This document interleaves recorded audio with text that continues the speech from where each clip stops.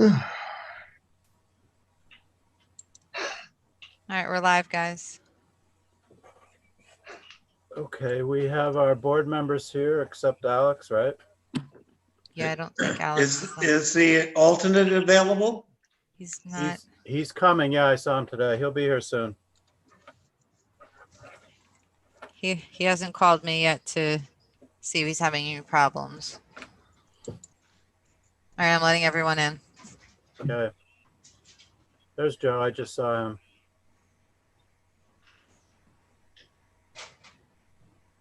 Carrie, did you see Joe to let him in? I'm letting everyone in. Okay. And Joe Fisher is in the list. There he is. Okay.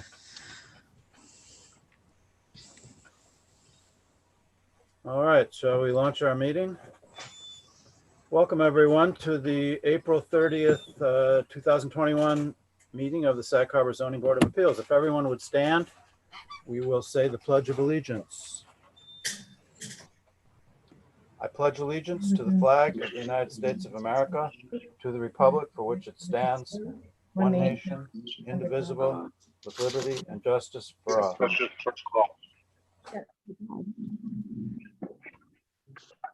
Could I get a motion to open the meeting, please? Motion. So moved. Second. Okay. Could I get another motion to approve the minutes for February and March meetings? So moved. Okay, any Second. corrections from anyone? Second. Okay, all approved. We have two pieces of correspondence. I believe they are both applications to request a one-year extension. We've been typically granting these because most of them are based on problems due to COVID or secret applications. The first one is for 5 Vickers Street, Adam Scott and Chris Beecham.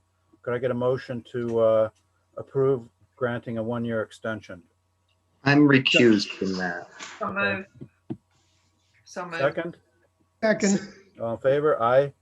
Aye. And the second one is 71 Franklin Avenue. Could I get a motion to approve extending So moved. Who was that? 71 Alex. Franklin? I second. Alex, okay, and Susan.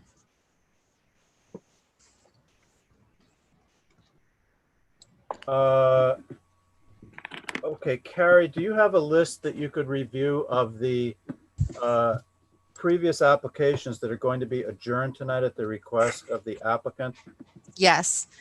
24 Riceham Street, 110 Division Street, 31 Long Island Avenue, 60 Hempstead Street, 41 Main Street, 96 Hampton Street is withdrawing, and 63 Main Street, and also 34 High Street. And Okay, and if anyone didn't get those, we'll go over them and ask for a formal adjournment as we come to them. So moving through those ongoing applications, could I get a motion to adjourn Riceham Properties, 24 Riceham Street? so moved. So move. I second. All in favor? Aye. Aye. 70 Glover Street. Is there anyone here that wants to speak to 70 Glover Street?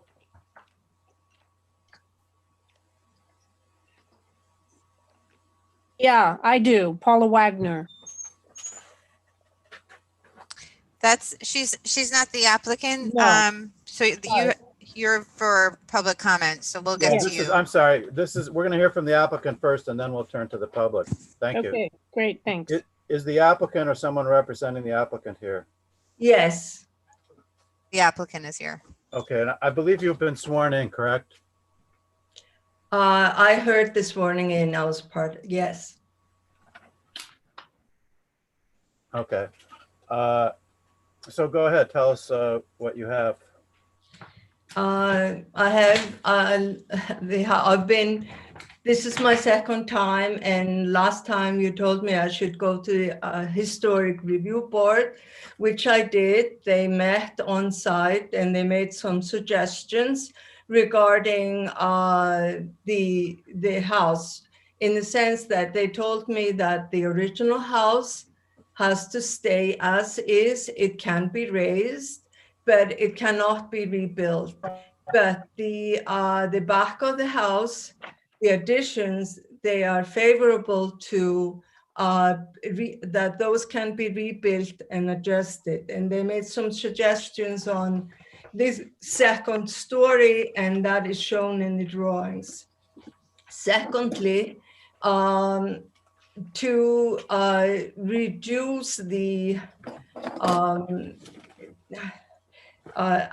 how close I am, the existing conditions are to the property line, I decided to not just raise the back, but relocate it also so that it's in line with the existing house.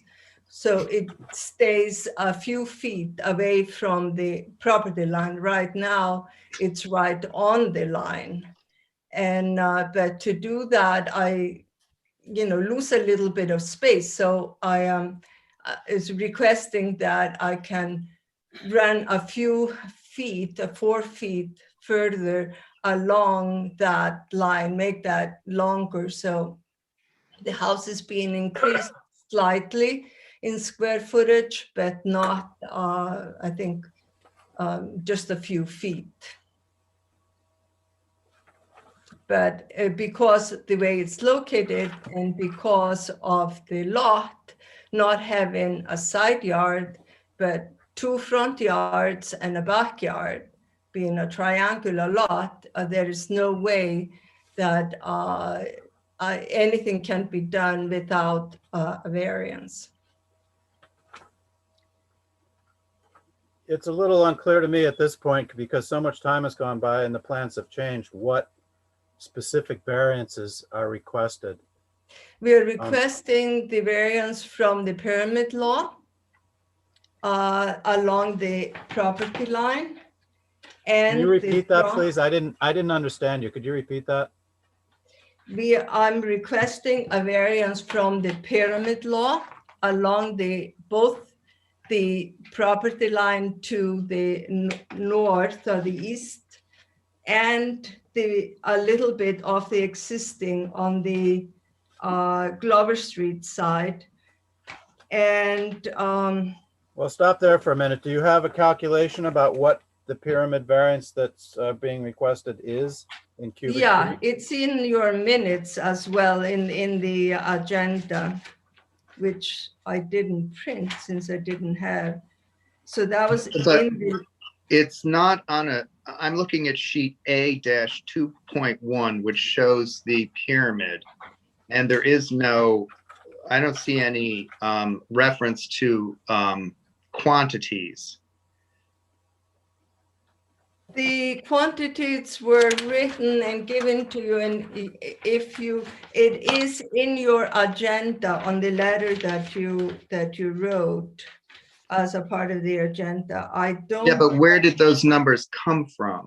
They came from a letter that my assistant had calculated and sent to you, sent along with the rest of the proposal. But your numbers are not on these drawings. Yeah, well, first we do need them on the drawings so we know what the area, because they're different in different spots. The Yes. pyramid violation. So it needs to be on the drawings. And the other thing that's confusing is there isn't a survey, an up-to-date survey showing your proposed changes. I know you have a site plan, but we need your proposed changes on a survey. I sent the survey. The surveyor took a very long time to redo the survey. So I sent that independently later. You got that under a separate cover. And they have everything that you've submitted. The last survey I have shows just spot elevations. Is there a survey that shows your proposal? Yes, there's a survey. Can you bring, Carrie, can you bring that up? January 21st, 21. What is it? That's the revised site plan dated January 21st, 21. I have January 27th. This is what I have from January 27th. But that's not an actual survey. That's Yeah. just a site No, plan. this is I'm referring to the survey from Barilski.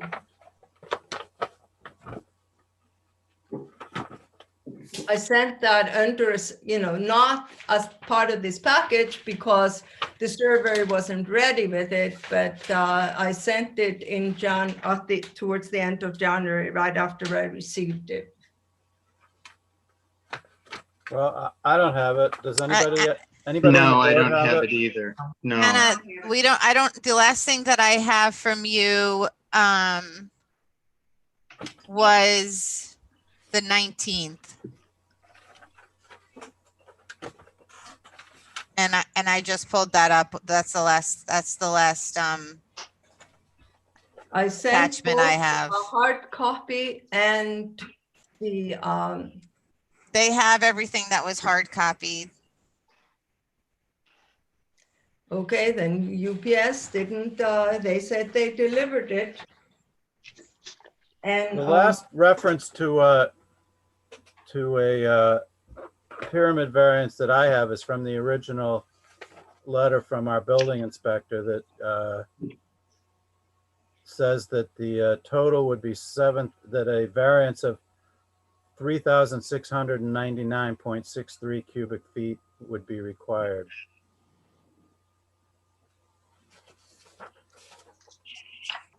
I don't know, Scott, and to the board as a whole, I have so many different things that came in at different time periods on this that I'm really having trouble figuring out what it is that's being requested. And because I didn't know it was on the agenda tonight, I had intended to go back and look at the site again against the new plans and didn't get a chance to do that. I didn't know it was on the agenda either, Tim. I had the same problem. I'm wondering if this should go back to our new building inspector. He reviewed it as your request the last meeting. And did he confirm the turn down letter and that all of these are the variances that are still needed? That's my question. Well, the other question is, he didn't actually have a survey probably to review if we don't have it. Did he have it? I don't have the survey. I just went through all of my emails from Anna, and I do not have it. So we can't really, even if he did a turn down letter, it's not, let's say, legitimate because there was no survey that he was looking at to turn it down in terms of setbacks. We're going to have to hold this case. Yeah, the last turn down letter from the building inspector is dated July 23rd, 2020. So a lot of things have changed since then.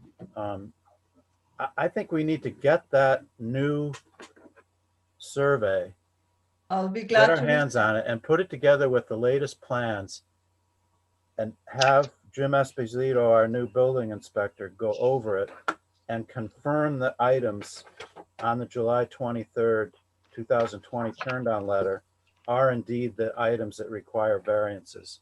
Because I'm really flying in the dark here. And I'd say to the applicant also that, that I know that you're an architect, but I don't think that you've appeared before zoning boards on the east end of Long Island. No. And I'm wondering if you could review either with colleagues who are out here, meaning other architects, or with the building inspector, just what we need to see and how we need it to be presented, et cetera, et cetera. I did that originally with Thomas Prieto. Well, it's very hard for us to interpret what it is you want, and we go over these plans very frequently and regularly at each meeting. And we're having a particular problem with this one, and I think it's because usually the architects that are presenting to us are used to working with these boards. So, but in any case, I'm going to ask that we adjourn this to the next meeting, that we get that survey, and that you meet with our building inspector, Jim Esposito. Just two comments, just to be helpful, is we do on the pyramid page, we do need, there's some colors that are required, and Carrie can go through those with you to color the pyramid drawing so that we quickly understand what's what. And also we'd need the volumes shown on the drawing so that they can be part of the package. So that we understand what volumes are in violation where on the building. Okay, I happen to be out of the country. Is it possible for me to have a meeting with the building inspector over Zoom? This board wouldn't know that. You'd need to ask the building inspector that question. Okay, Yeah. They don't set so, meetings. okay, I will then send Carrie an email that you can then forward to the inspector. There is a checklist though, Carrie. Isn't there a checklist? Yeah, I was actually just going to say that to Anna, that I can send you the new checklist that the village has adopted Okay. about all applications. They just adopted it last week. Gary, can you send it to all of us? Absolutely. Thank you. That would be very helpful. Okay, great. Thank you. Okay, all right. Okay. All right, could I get a motion then to adjourn 70 Glover Street until our So next moved. meeting? I second. Thank you. All in favor? Aye. Aye. 110 Division is being adjourned, correct? Yes. Yes. Could I get a motion to adjourn 110 Division Street to our next meeting? So moved. Second. All in favor? Aye. Aye. 31 Long Island Avenue. Being adjourned. Yes. Is it? So Okay. moved. To adjourn second. Who seconded? Pam. Pam second. And Dennis Okay. Downs is here.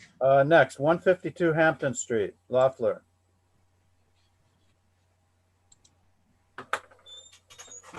Dennis, are you here?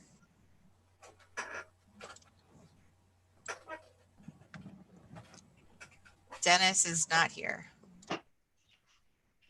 Are you hearing from the public yet or just from applicants? Well, if we don't hear from the applicant, I think we'll have to wait to hear from the public until the applicant has come back to us. So there'll be no movement until that happens? We're still waiting for the planning board to do secret on this matter. It looks like the planning board is supposed to review a Part 2 EAF environmental assessment form at its next meeting for consideration of a secret determination. So that's not happened yet.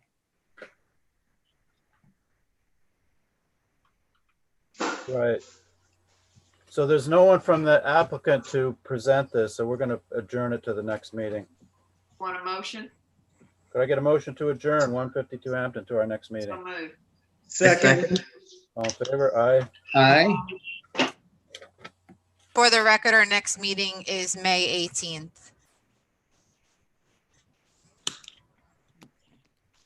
Okay, and 60 Hempstead. Thank Okay, my hand is raised. I know it's been tabled, but I want to know why was it on this agenda if it didn't go to SECRA? Because I sent a letter today stating that it needed to go to SECRA. So why was it 152 on this agenda? And it had not been considered for SECRA. The state hadn't received a notice that it was under SECRA review. It's on, ma'am, it's on the agenda every time until secret is completed. It's been opened pursuant to the But the notice. state has not received any request for SECRA review as No. of yet. Secret is being conducted. The planning board is the lead agency. But So no there- one has, from the state has been qualified or asked for any secret review As- of this application. As lead agency, the planning board is responsible for coordination, not this board. So you'd have to ask the And planning. that's why I'm asking why it was on this agenda. Thank you for the. It's carried on, it's opened and carried on the agenda until planning's done. That's all. So it's just on the agenda until planning finishes. It's secret. Sorry, next time, if you want to, you could check with the building department the day of the meeting or the day before, if you don't want to appear. I did. I checked with everybody today. And then, and And Dennis did send, nobody had it on the agenda. Nobody had secret on the radar until I contacted No, the state and everybody. Yeah, we're not doing the secret, so that wouldn't be on our agenda. What's on our agenda is the original request for variances. But this is not being handled in any different way than all of our other applications are. I'm sorry for the confusion. And for the record, the applicant stated that he would be presenting on this, not the two other applications that he is presenting for tonight. So sorry about the confusion, but the applicant said he was going to be presenting on this. All right, so that one's adjourned. What's next, Carrie? I got lost. 60 Hempstead Street is also adjourned, so we need a motion for Can I that. get a motion to adjourn 60 Hempstead Street until our next meeting? Susan, Second. All in favor? Aye. Aye. 41 Main Street. that's adjourned also. Okay, could I get a motion to adjourn 41 Main Street? So moved. So move. Second. Scott, All in favor? Aye. Aye. 34 High Street. that's adjourned also. Okay, could I get a motion to adjourn 34 High Street? Move. Second. All in favor? Aye.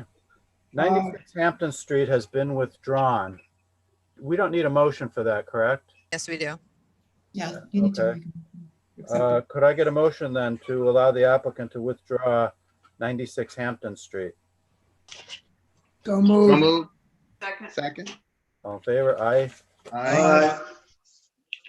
65 Carver Street. 35 Carver 35, Street. sorry.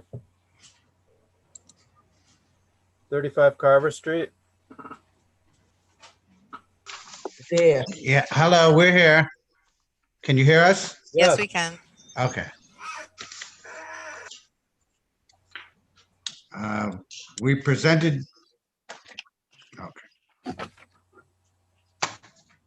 Yes, go ahead. we presented surveys that include reference to where our septic tanks are. And we also have a couple of new plans for the pool that met with your concerns. And the fence around the pool and the dry well has been added according to the requirements of the village code. Okay. I don't have that. I don't have those. I gave a few to Carrie earlier in the week. Hold on, I'm looking because it was sent. Hold on.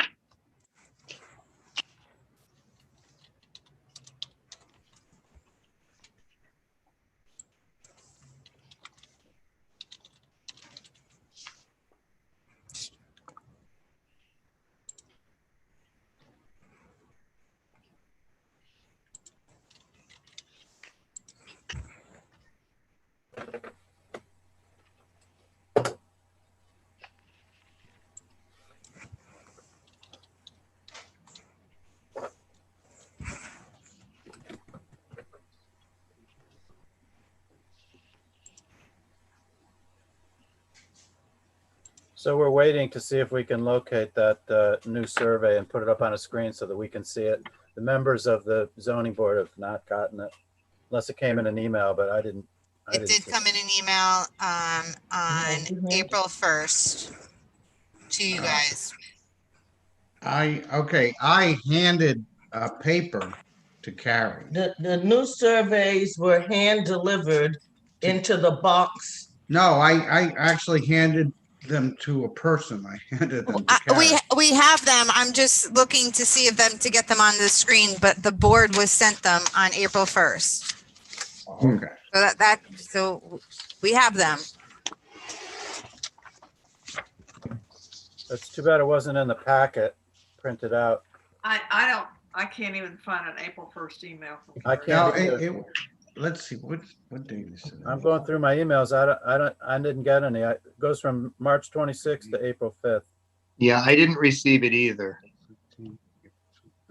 See, I gave them to Carrie on April Yeah. 13th on the Sir. morning. Sir, we're I not had- doubting. We're not doubting you. We're just. No, but how could she give them to you on April 1st? I handed them to her on Monday, April 13th. oh,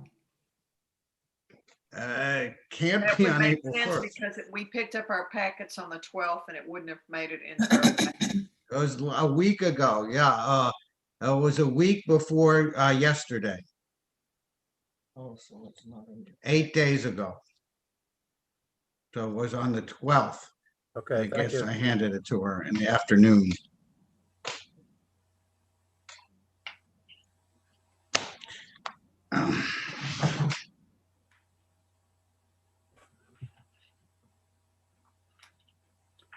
Well, I don't think we have it. I'm sorry.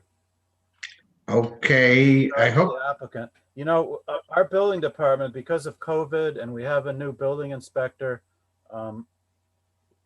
believe it or not, we're usually pretty efficient, and all we can do is apologize. We'll find that survey. We'll get it. yeah, I gave her 3 copies. There are 2 different Yes. plans for the Sir, pool we're that not meet. doubting, we're not doubting you at all. And I'm saying that we have it. I'm pulling it up right now. Okay, I'm great. pulling it up. thank you, Carrie. All right, it was April 12th.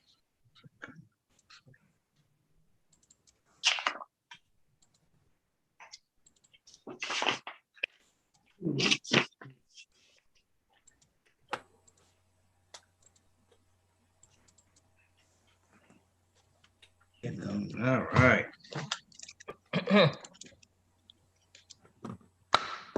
We were asked to move the pool over as far as we could and to also add a add a dry well, which we did, and a fence around the pool. There's another plan also that puts the dry well to the left of the pool. And that way, no shrubbery has to be destroyed. And the sanitary is on the other side of the building. The sanitary is in the front, up for the front of the walkway. The front of our building actually faces Harrison Street. So your sanitary is on the Harrison Street side of your home? Yes, it Yes. is. Okay, thank you.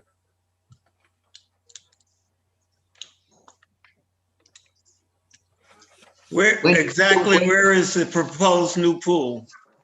The proposed new pool has been moved over to the left. So previously it was centered below the stoop as you exit the rear of the house, but we moved it all the way to the left 15 feet.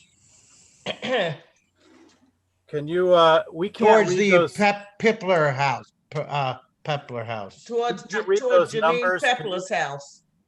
It's 7.8 or 7.5 feet from the property line. That's I can't. From the west property line?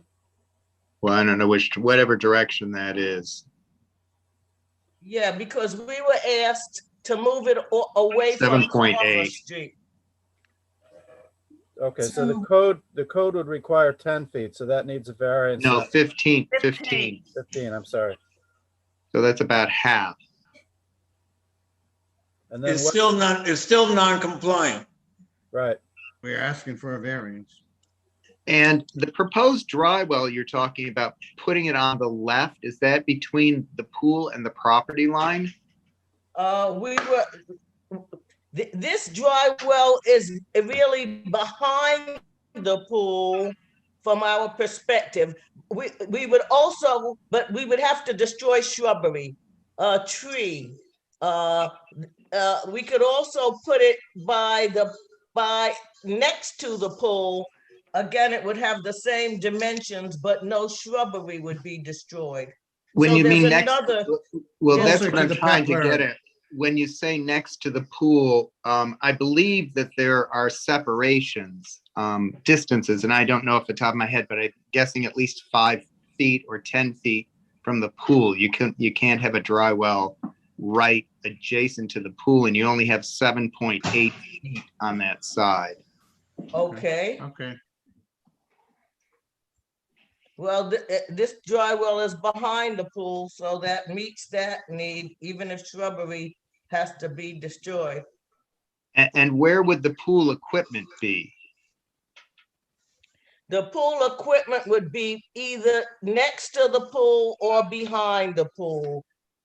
Well, we would need that shown on the survey also, because that's part of your variance. That's probably also going to require a variance. And it needs to be enclosed, correct, Liz? Yes, and it has to be shown on the survey. Pool equipment. So even if you put it in that shed, it would still be in violation because it's closer than 15 feet to the property line. That's how they're interpreting it, correct, Liz? Yes, but any revised plans like these usually have to be reviewed by the building inspector so that we can confirm if the variances that are noticed have changed. Now, the shed has already been approved, so I don't quite understand. We have an existing shed. We bought the property with that shed. But it's not a pool, it doesn't have a pool function. It's sort of see. grandfathered for what it is, but if you put pool equipment in it, then it has a different function. And it's Okay. changed the use of it. Okay. Okay, so it has to be 15 feet. Pool equipment, all right. That's it.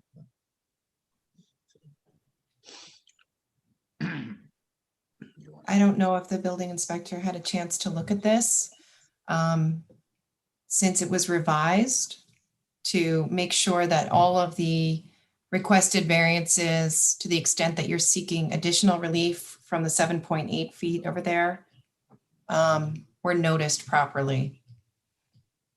But every time plans are revised like this, the building inspector has to take a look at it and just make sure it still complies, or it's consistent with or less than what was noticed previously.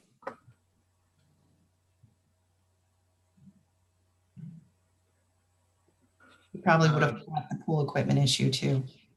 So would you, I guess the next step is to get the pool equipment on a survey so that the building inspector can approve it? Or can look at it and tell us if variances are necessary for it. What I would suggest is that you actually meet with the building inspector and go through this with him, so that before you start including things on the survey, you include everything that he's going to require, because otherwise you're just going to keep going back to him. Okay. Okay. Can Sounds I ask like a a question plan. about this plan? I mean, part of the issue with this site, it's got 2 front yards, and where you show 10 feet from Carver, from the property line, I guess, adjacent to Carver. Can you tell me what's on the other side of that? Because is that a patio? What is that? That is a concrete patio we use for a parking pad, yes. And is it grandfathered? Yes, it is. We bought the house this way, so Well, I my know, but- understanding is it is grandfathered in.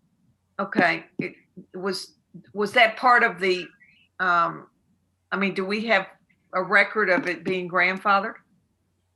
I don't know what you have a record of, but I'm just saying The house that we bought had a concrete patio to the right. I think you asked this question the last time. No, And the driveway. And a driveway. I think you and I are talking about two different concrete patios.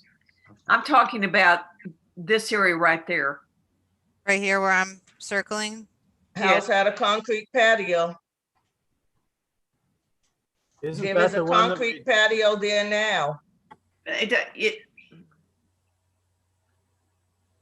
and that's part of the pool's going to reside in the middle of that, right? It's the Yeah, same patio. towards the Pepler Yeah, 'cause property, I but thought we yes. determined at the last meeting that you really wouldn't be able to drop the pool in the middle of that existing concrete patio. Right. Right, so that's why we moved it That towards. You'd have to completely take it out, put the pool in, and then rebuild the patio. Yes, and there was a question about whether it would be already approvable since we had a patio, that we No. could replace the patio, and we were supposed to check back Right, no, at the last meeting. the answer is that it would not be approvable. It would need a variance. And our suggestion was that you build the new concrete patio or whatever you want to surround the pool with something that doesn't need a variance. The other question that came up, and I don't know if it got resolved, and Liz, was What can we build that won't the need a setback, variance? the setback from the property line is that 17.8 feet. But that's to the patio. So is the pool, Right. is the patio around the pool setback, or is the pool setback? I think we need this all confirmed by the building inspector. I don't believe he's looked at this revised plan, and the prior plan was reviewed by a different building inspector, I think. So I think Yes, that's going to be one of the determinations that comes forth from meeting with him, which will be very helpful. The other thing that we had suggested was that you actually turn the pool 90 degrees so that it's farther away from, Sag Harbor over there? Yeah, we actually discussed this at the last meeting, and we talked about the fact that the property has a high elevation. It goes up about 20 feet in the rear, and that makes a pool difficult in the rear of the house. The only place that's not moving it, just right where it is, just twisting it. Even so, there's elevation. It goes up that far to the It shed. goes up quickly, fairly quickly. So the shed is at an elevation higher than the patio? No, I think it's on the patio. the shed's sort of on the patio. Well, if you That's turn the the edge of pool the 90, patio. if you turned the pool 90 degrees, it wouldn't extend farther than the shed. The pool, it's not just a pool, it's the pool patio and the fence. So something is gonna extend, I don't know. We'll look at it. Yeah, I think we suggested at the last meeting that it might be helpful if you got a pool builder in to help you look at that, especially what the patio, that whole patio has to come out before you can put a pool in. And then whatever you rebuild as the pools surround, you can build that so that it either does away with the need for any variances or reduces them. I understand what you did. You started out with the existing concrete patio and you thought that you could drop a pool in the middle of it, but you can't.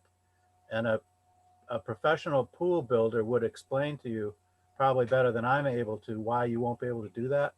Once you take out that concrete pad, you're starting over again. You don't get grandfathered for whatever those setbacks are. Okay, so how can we build the pool without any setback? I think you need some professional help from a professional pool builder, if not an architect, and certainly a meeting with our building inspector. Well, We'll set up a meeting with the inspector for sure. I understand the urge to try to do it all yourself, but in the complicated age that we live in, it's very hard to do that. We're not actually doing the drawings ourselves. We're working with an architect, a surveyor. We are working with a bunch of professionals. The only professional we don't have is a pool builder because they said we needed a variance. Most of the people in the pool business wanted us to come with something like this before they begin, but we'll Okay, keep well, then your looking. architect should have told you about the concrete patio, and he should be able to help you with these setbacks. Okay. So I'm sorry to put you I off. would bring the architect with you to this next meeting and make sure that he or she knows all these issues that have been raised so they can address them with you before the next meeting with us. Okay. Yeah, I'd just like to say in That closing, way you'll get a more satisfactory response from us. yes, we review pool applications all the time. And they come in with all of this stuff having been looked at and taken into account in advance. That's why I don't mean to be insulting, but I just thought you needed some professional advice from your architect that maybe you're not getting. Well, let's start with having the building inspector look at what we have presented and see what needs to be done. We are That's happy right. to meet with the building inspector, whoever that might be. And then Okay, his we name can is- go from there. Just so you understand, the goal here is to try to be 15 feet off that west property line, or as close to 15 as you can get, and as far away from Carver Street as you can, because it's a front yard and you're supposed to be 35 feet away. So those are sort of the goals. So 15 feet off of the west property line Is that the west or the or the east property line? east? Are you I'm sorry, the saying, east property. from- I don't have the survey in front of me. The east. is it property. from Carver Street? Are No, you from the Pepler house From the Pepler house. from 15 feet from the Pepler house and 35 from. and Carver. 35 from Carver? Yeah, that Yes. can't be done. And that can't be done without a variance. Right. No. We understand that, but the goal is to try to get as far away from Carver and closer to the other side, but try not to have huge variances from those two numbers. We're charged. You want to minimize the variance. as much as you Yeah, can. that's what we're charged with. So you may not be able to do a rectangular pool like that. You know, the pool shape might have to change to sort of make the numbers work better. In Sag Harbor, pools are often very, I don't know, long and narrow or square or whatever, just to try to minimize the variances needed. Have they had a pool contractor at the home? No, they were recommended it already tonight. Yeah, I thought we indicated that at the last meeting. The pool contractors told us we needed a variance. Right. The ones we were speaking to last year, right, wanted, they didn't do the plans, so that's how we started that with the Okay, architect. So we're suggesting you agreed that you think it's a good idea to meet with the building inspector and consult with your architect, possibly bring your architect to the meeting with the building inspector so your architect is clear on what the requirements are in Sag Harbor. So I'm going to ask for a motion then to adjourn this to our next meeting. So move. Second. All in favor? Aye. Thank you. All right, thank you. 5 Green Street. Evening, members Leave of the board. leave meeting. Brian DeSessa, 2462 Main Street, Suite 7, Bridgehampton, New York. Attorney for the applicant. May I screen share, if that's okay? You can go ahead. Thank you.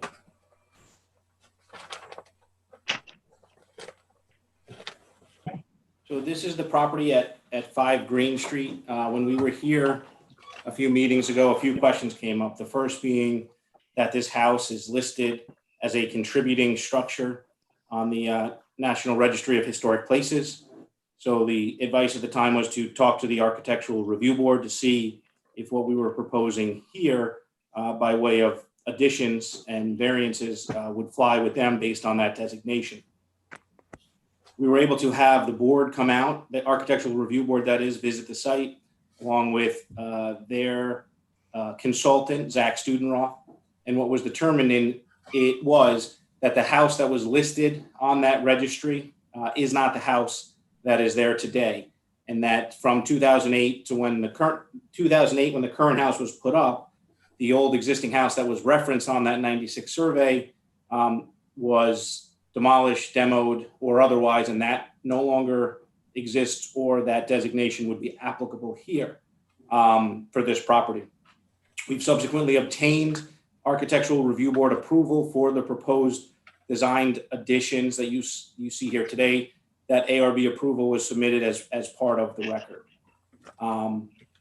This is the house as it exists today from different angles. The other thing that was recommended was that we should speak to the neighbors that were surrounding the area and discuss with them. And so what we were able to do there is we reached out and spoke to Susan Whites. So if you can see this on the screen, Ms. Whites lives here at 15 Glover Street, which is the immediate property to the east, which would arguably be the most impacted neighbor.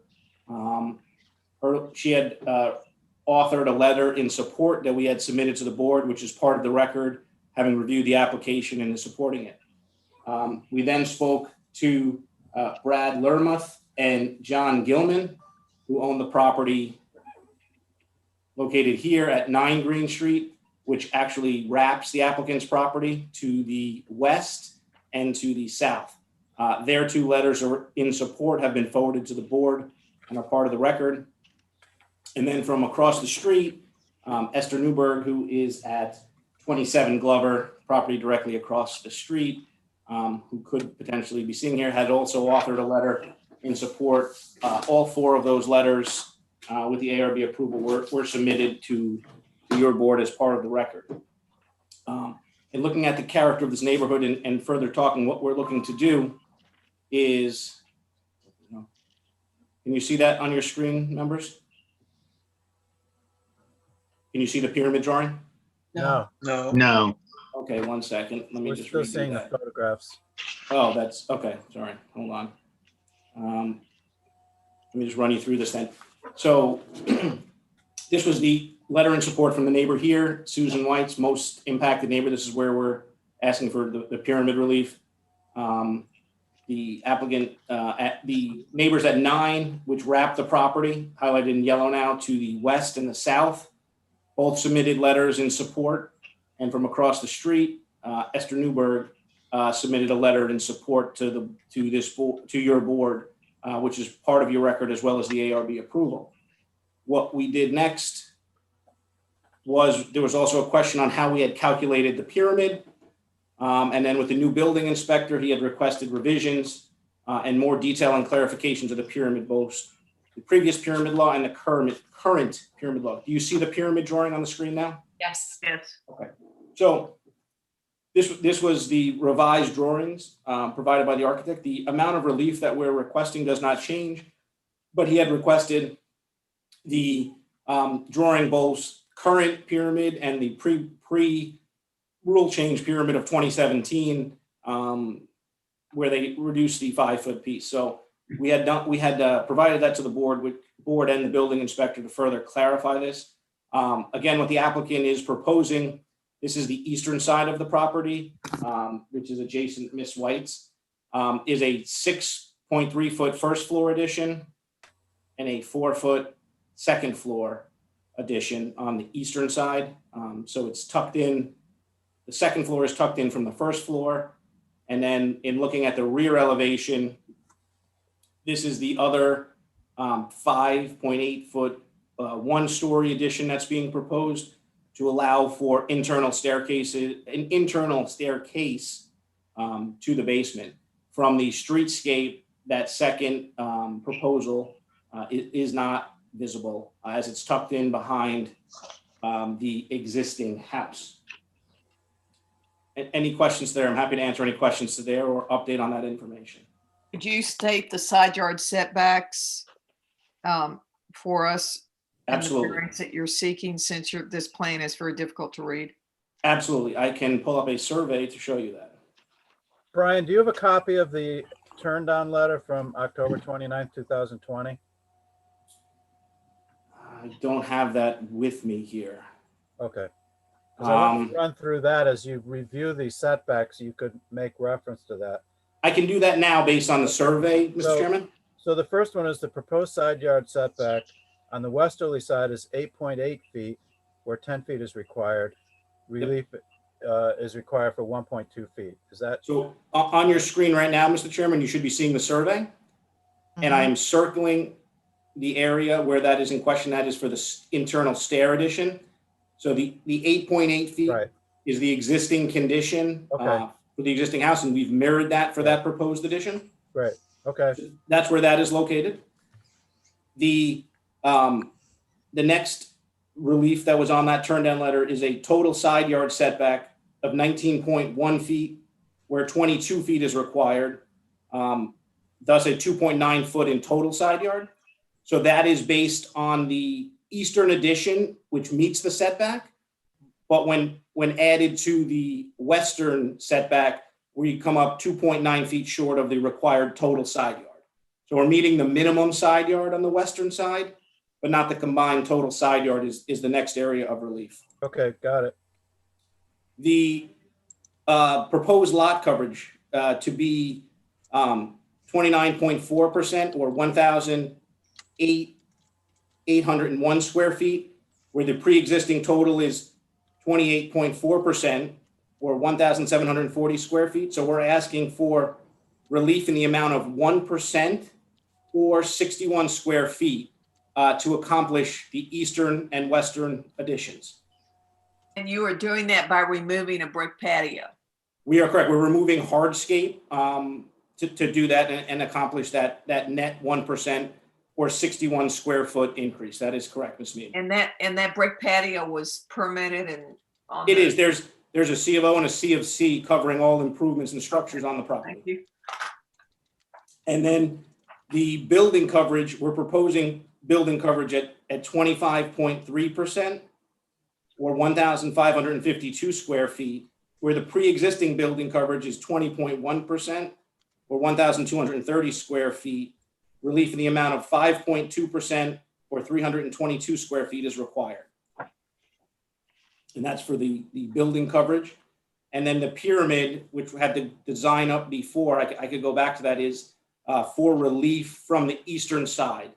And if I take you back, just because you can't see it from this survey,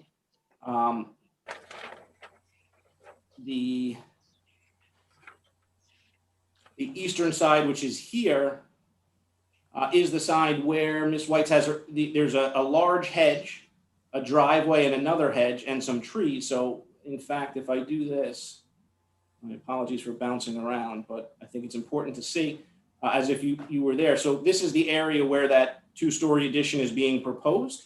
So you do have substantial mature hedging, which my client would agree to maintain should the board entertain moving forward on this. There is then a driveway, another large hedge. So impact to the most impacted neighbor, Ms. White's, would be minimal based on the screening that would be proposed to remain. And again, she has authored a letter in support, which has been provided and is part of your file. Okay, and so the pyramid remains 826 cubic feet that's required. That is correct, Mr. Chairman. Okay, thanks. Okay, I don't have any questions. Any questions from the board before we turn to the public? No. Is there anyone from the public that would like to speak to 5 Green Street?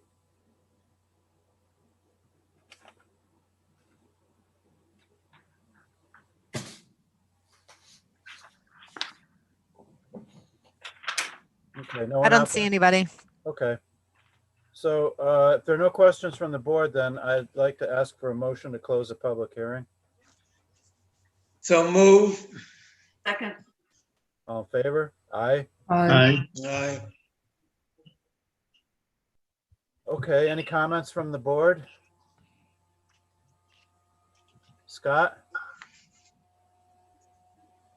I guess I'm okay with it. I mean, it's close to the property lines, but with the 4/10 rule, it's really just supposed to be 10 feet. So those are small variances in reality to the code. Right. And we have letters from all of the neighbors who would be impacted.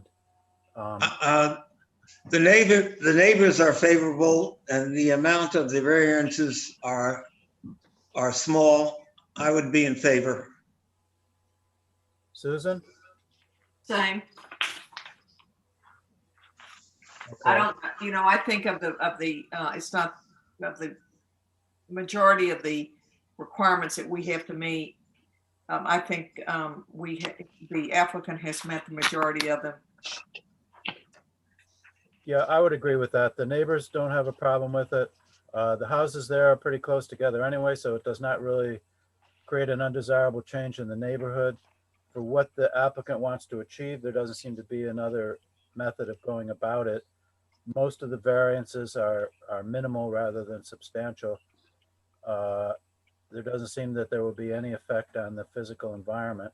So the difficulty is self-created, but as we often say, that does not preclude granting a variance. So I'm okay with this as well.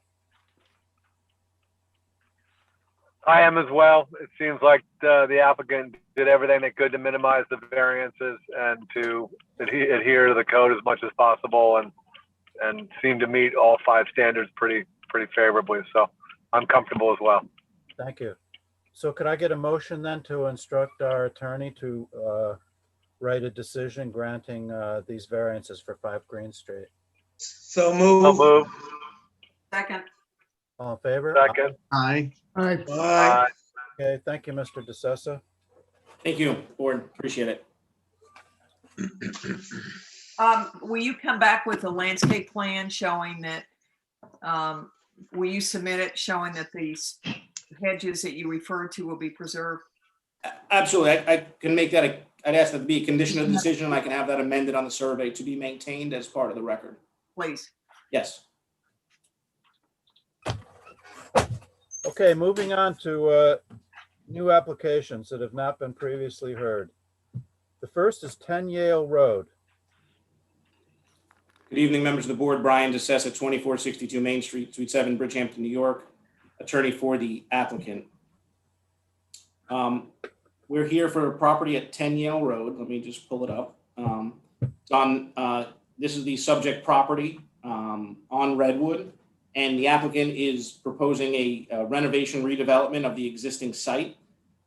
You'll see that the site is burdened on 2 sides by water and on 1 side by the street, making it unique in that. So the applicant had endeavored to not require any variances, but what we're asking for this evening, I will bring up, we're asking for the placement of the detached 1-car garage to be 6.3 feet from the main house. And I'm going to show you that in diagram format where the village code requires 10. So this is a front view if you were standing on Yale Road looking at the houses. So the new proposal does meet the pyramid. It meets all the setbacks. It meets Harbor Committee requirements, and it also meets Suffolk County Department of Health Service requirements, whereby we're installing a new low nitrogen innovative septic system. So this is the garage in question that we're asking to put 6.3 feet from this property, from the main dwelling. On an overview, I think it's easier to see that. And so this purple area is the area where we're requesting that relief from. So the garage is 14.3 feet from the front portion of the house, but in this small section, it goes down to 6.3 feet. Now that 6.3 feet, where the code requires 10, is not a health and safety issue. New York State Fire Code requires a 5-foot minimum separation of buildings. We're maintaining a 6.3-foot separation of buildings, so it does not become a health and safety issue. In looking back at the legislative intent as to how the village came up with a 10-foot separation between principal and accessory structures, I was unable to derive the genesis or the purpose of that. First thinking that it was for some kind of safety, but then researching New York State Fire Code and adjoining municipalities where 5 feet is required. This application is also not unlike the application this board saw at 54 Rysam, where the board granted that applicant the same relief to place that detached accessory structure 6.2 feet from the main dwelling. No undesirable change to the property or the neighborhood will be effective if the board grants this. It's a single-family dwelling. It does not increase density. There are many single car detached garages located on Redwood and throughout the village. The benefit to the applicant cannot be sought by another means, specifically this. If you're looking at the screen, the area here, which is streetward of the garage, there's a question from the board may have been, why not slide the garage forward and avoid the need for a variance? Well, we can't do that because this area here, which is the northeast corner, is the farthest area away from wetlands. If we go back to the aerial, that's this corner here. So this is the corner and this is the area of the placement of the one car garage. This area here is reserved for the installation of the low nitrogen IA system. It has to be the farthest distance from wetlands.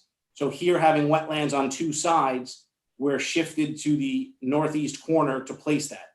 We cannot place any buildings over that, hence the request for that small area where we're going less than 10 feet.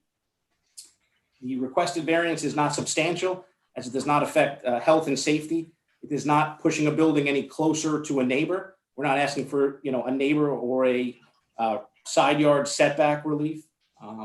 We're asking for this small purple portion where it is less than 10. The variance will not have an adverse impact on the neighborhood in terms of environmental or other conditions. And it actually will have the opposite, because the placement of this building allows for the IA system to be the farthest away from the wetlands. With this redevelopment, rainwater runoff is captured, an IA system is put in, buffer areas are established with the Harbor Committee, so there's a net positive increase to the neighborhood. Although the difficulty could be categorized as self-created, that in and of itself is not grounds for a denial. And in the board's record, you have also received emails from the adjoining and across the street neighbors who are in support of the application after having reviewed it. With that, I would take any questions the board may have.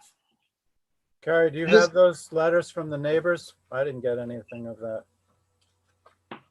Yeah, I didn't get anything either. Brian, I had one question. Do you have the survey? Can you pull the survey up? The only question I had is, I don't see this dimension noted on the survey, the 6.3 feet or whatever it is. Bear with me 1 second.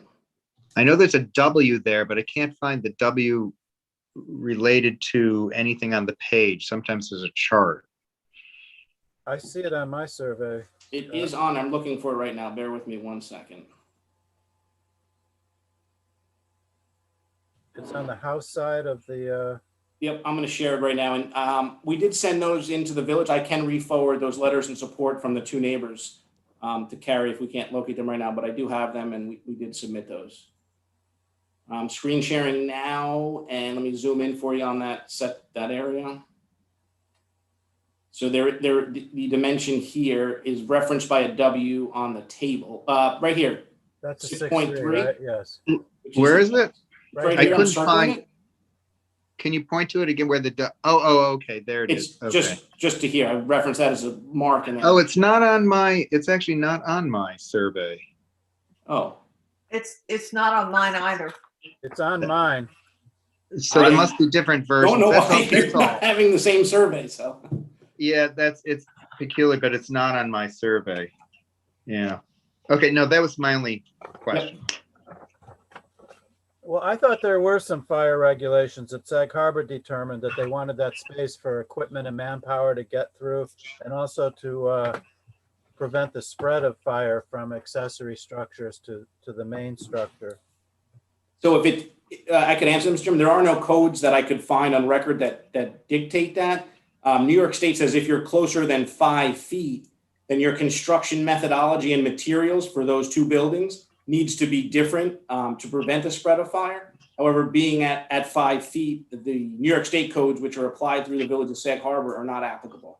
Right, I understand the state code, but I thought the Sag Harbor code was written with those fire safety recommendations in mind, and that's why it's there as 10 feet. I only understood that it was to get equipment through, but I don't know if that's all that I know.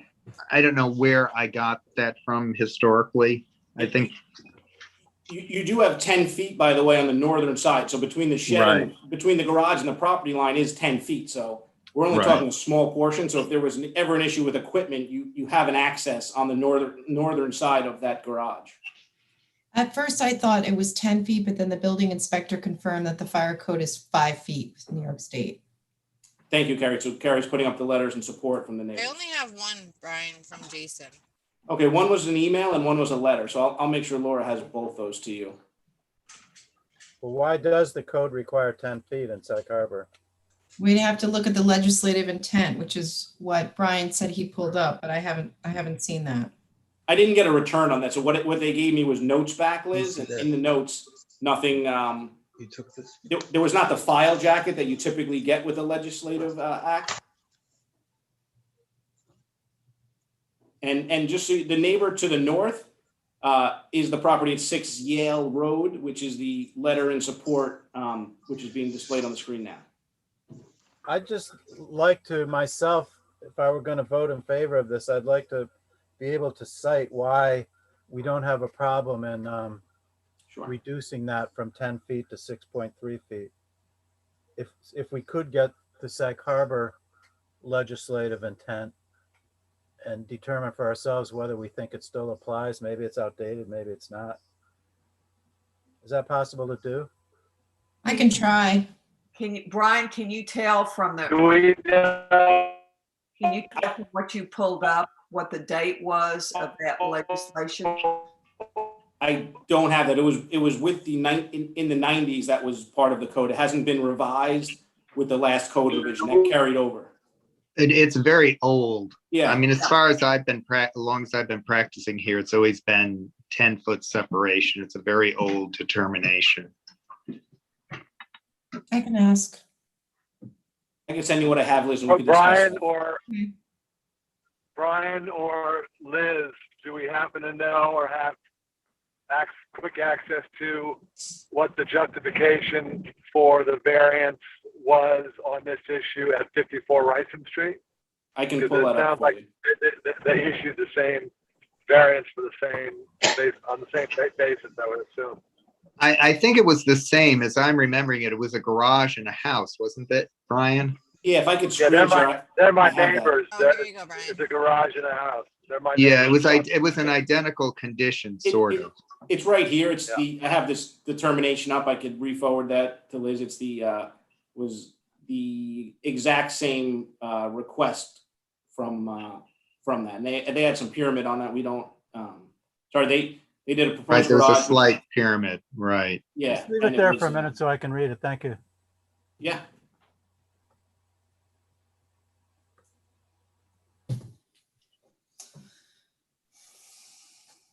Okay. All right. I can Questions look from to the see if board I can get. Before we turn to the public?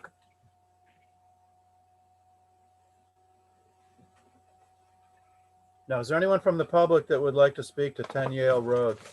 Mr. Chairman, this is Dennis Downs. I can explain to you why it was in the code. I wrote the code in 1985. It was copied from Southampton Town, which at that time had a 10-foot requirement. We've subsequently learned that you could go down as low as 5 foot. If you wanted to be less than 5 foot, you had to have a concrete building with a minimum, I believe, of 3 feet separation. And that was for access by firemen. It never got changed in any of the future codes. Okay, thank you. Did Southampton change it? I don't know. I've never looked at that again. Okay, thank you. Thanks for that feedback. Appreciate it. You're welcome. Thanks, Brian. Anybody else from the public? No, the Southampton didn't change it because I'm working on the application too right now and they still have it. At 10 feet. Okay, thank you.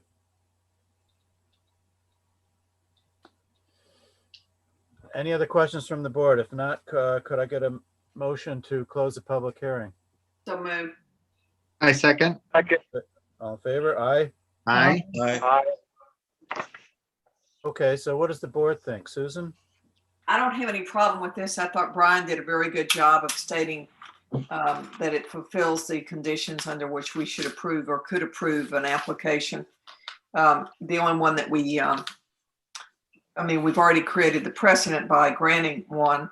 There's no neighbor that is opposed. It doesn't impact the character of the area or environmental concerns. So I have no problem at all. Okay, and I kind of think that if one of the reasons for the 10 feet was to let equipment through, as Brian pointed out, there is 10 feet on the other side. Scott? I'm fine. Okay, Ham? I had concern about the ability to, with the fire trucks and equipment, and with the 5, 6, 7, I'm in favor. Okay. Alex? Yeah, this is one of the most straightforward, easy decisions, I think. I think Brian did everything required to address all the potential issues, and I don't think there's anything else they can do, and they've done everything they can to minimize the need for variance. So I'm fully in favor. Okay. So could I get a motion then to instruct our attorney to write a decision granting the variance for 10 Yale Road? I second. All in favor? Aye. Aye. Okay. Aye. Thank Thank you you. very much. Have a good evening. Thank you. You too. Next, 48 Madison Street. Tiffany's here. Is anyone I here to am. appear for, I see someone to appear for 48 Madison Street. I am Tiffany Scarlato, 45 Division Street for the applicant. I also have with me April Gornick is on there, and Eric Fischel is on there as well. And we are here for 48 Madison Street. As we all know at this point, the former church at 48 Madison Street has successfully been repurposed by Eric and April into the art center that it is today. The site's undeniably beautiful and is finally up and running with its first artist in residence there. As we continue on this journey to repurpose the property, the client finds new ways to bring art to the community, and that's why we're here this evening. The church, as it's now called, is proposing a designated space on the property for sculpture display with the intention of changing out that display in the future to give other artists an opportunity to shine in the village. I'll deal a little bit with the practical matters first. And if I could share screen, let's see if I can pull up what I need there. Maybe not. Let's start with the site plan. There we go. You just have to hit share. Thought I did that already. No? Help. I think we've all seen it and been by it and. Okay. As long as you've seen it, that's fine. Then no need for me to twist myself up, so to speak. Right. We have it Anyway. on a survey. We have drawings. Okay, as long as everybody has them. The area that's proposed has been delineated on the site plan survey submitted to the board, prepared by Michael Hemler, and is located in the front of the building facing Madison Street, to the right of the entrance to the building and nearest to the gravel parking lot. It consists of approximately 310 square feet of gravel with a concrete mount for sculpture, and is located within the front yard required setback of 30 feet and requires relief from this board for those two reasons.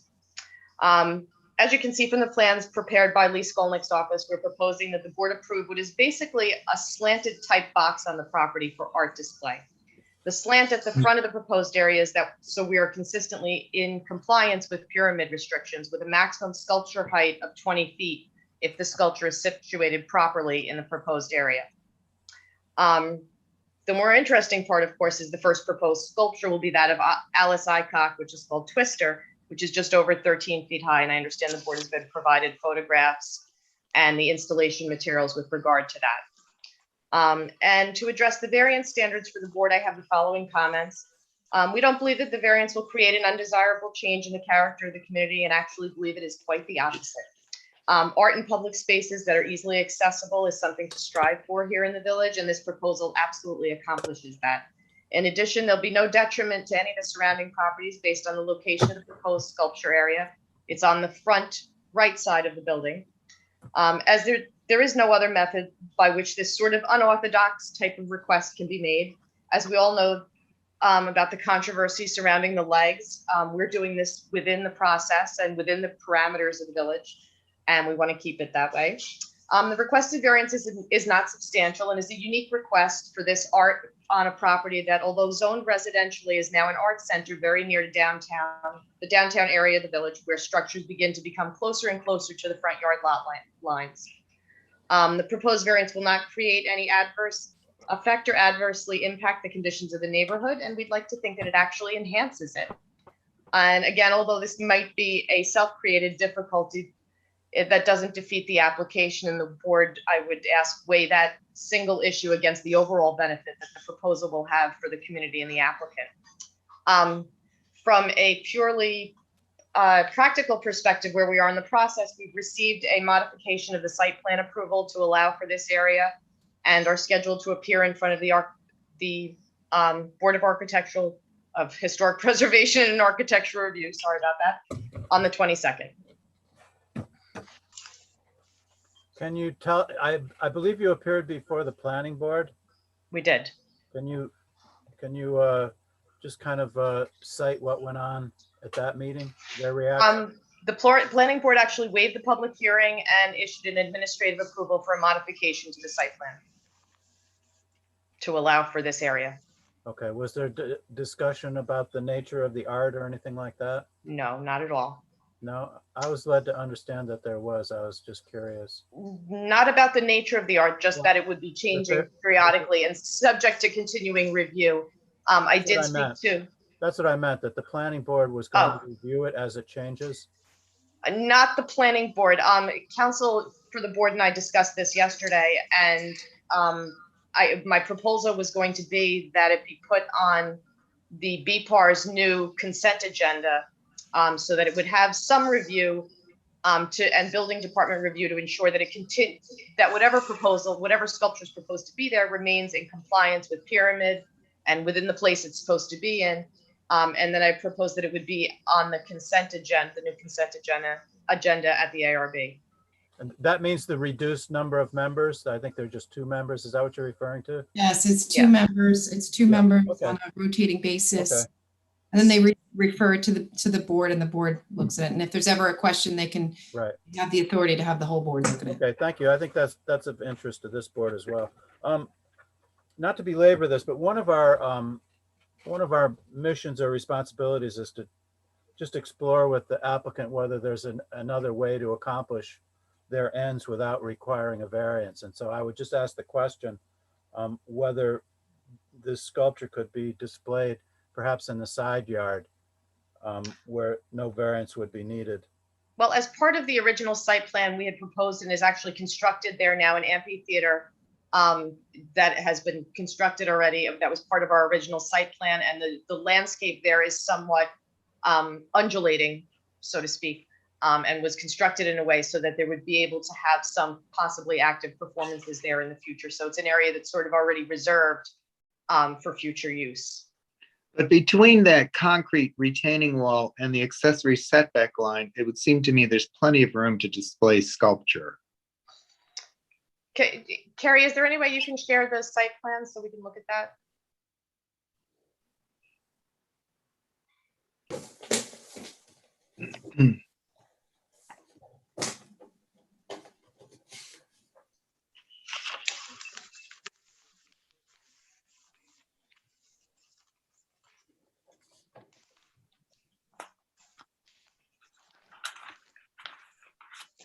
While she's looking at that, I would just say that I think the intention was for it to be, in a location, and we're seeking front yard setback relief, and for the accessory structure in the front yard, which I think is going to be there either way. And I think the idea was that whatever sculpture and whatever art is presented there is absolutely viewable by the public on a very close range. At this point, it's probably about 12 feet from the property line. I don't have a problem with its location because it falls within sort of the niche of the building. In fact, I understand sort of from an aesthetic standpoint why they chose that. The one question I want to ask Liz is, we can distinguish this case from other front yard setback variances, I would hope, by the community benefit of having that sculpture very visible to the public. I think just the very nature of this application and the applicant's use is distinguishable because there's not that many. I don't know if there are any other uses that fall under this category. Right. In the village. This is the only one. Yeah, so it's easily distinguishable. in that We sense. gave a parking variance to Sin because of the community benefit of providing housing to their employees. That was our rationale. I know this is not the same, but we made an exception, and if we ever had to do it again, we created a precedent for that, but that's very, very unusual. Okay, any other questions? Any other questions from the board? Go ahead, Ham. I agree with everything that Tiffany said. I think it will be an asset to Sag Harbor in terms of educational and in terms of artistic. So I'm in favor. Anyone else from the board before we turn to the public? Any questions? No. Okay. Is there anyone from the public that would like to speak to 48 Madison Street?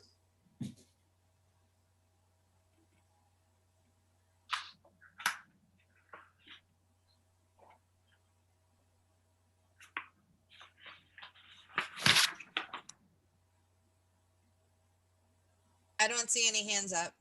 No. Okay. Well, in that case, if there are no further questions from the board, could I get a Well, motion? can we get back to, I just didn't, the question wasn't really addressed. Is there any reason why, or is there any plan that there was going to be more sculpture on site, sort of between that accessory setback and the concrete wall in that area on the survey?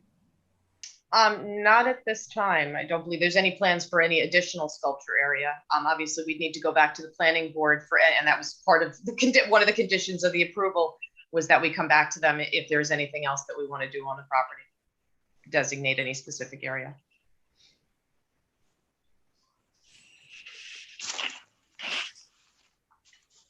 Okay, Scott, does that answer your question? Yeah. Okay. Could I get a motion then to close the public hearing, 48 Madison Street? Motion? Can I get a motion, please? So move. Okay. Second. Scott second, Ham made the motion. Okay. Susan, it sounds like you're in favor of granting this variance, correct? I am, and I think the community benefit outweighs any problem. This is very distinguishable. Okay. Alex? I think we lost him. No, he's muted. Unmute. I was just going to say, I agree that the community benefit far outweighs the small impact that it presents, and huge support of this project and of April and Eric and what they're doing. I think this is a pretty distinct project as well. Okay, Scott? Yes, as long as we can distinguish it and make it unique, I'm fine. Okay. By that you mean make the decision unique to this particular property? To this particular property, Yeah. because we don't want sculpture in every required front yard in the residential district is the, Right, yeah. right. Okay. Well, This is in the R20. Yeah, but this is a special permit situation, so I think that if that's included in the decision, it would further separate it. Okay, then could I get a motion to instruct our attorney to write a favorable decision granting the variance for 48 Madison Street? So move. All in favor? Aye. Aye. Who's second? Second? I think I'll Alex. second. Not seconding. Okay. Okay, thank you very much. All right, thank you, everyone.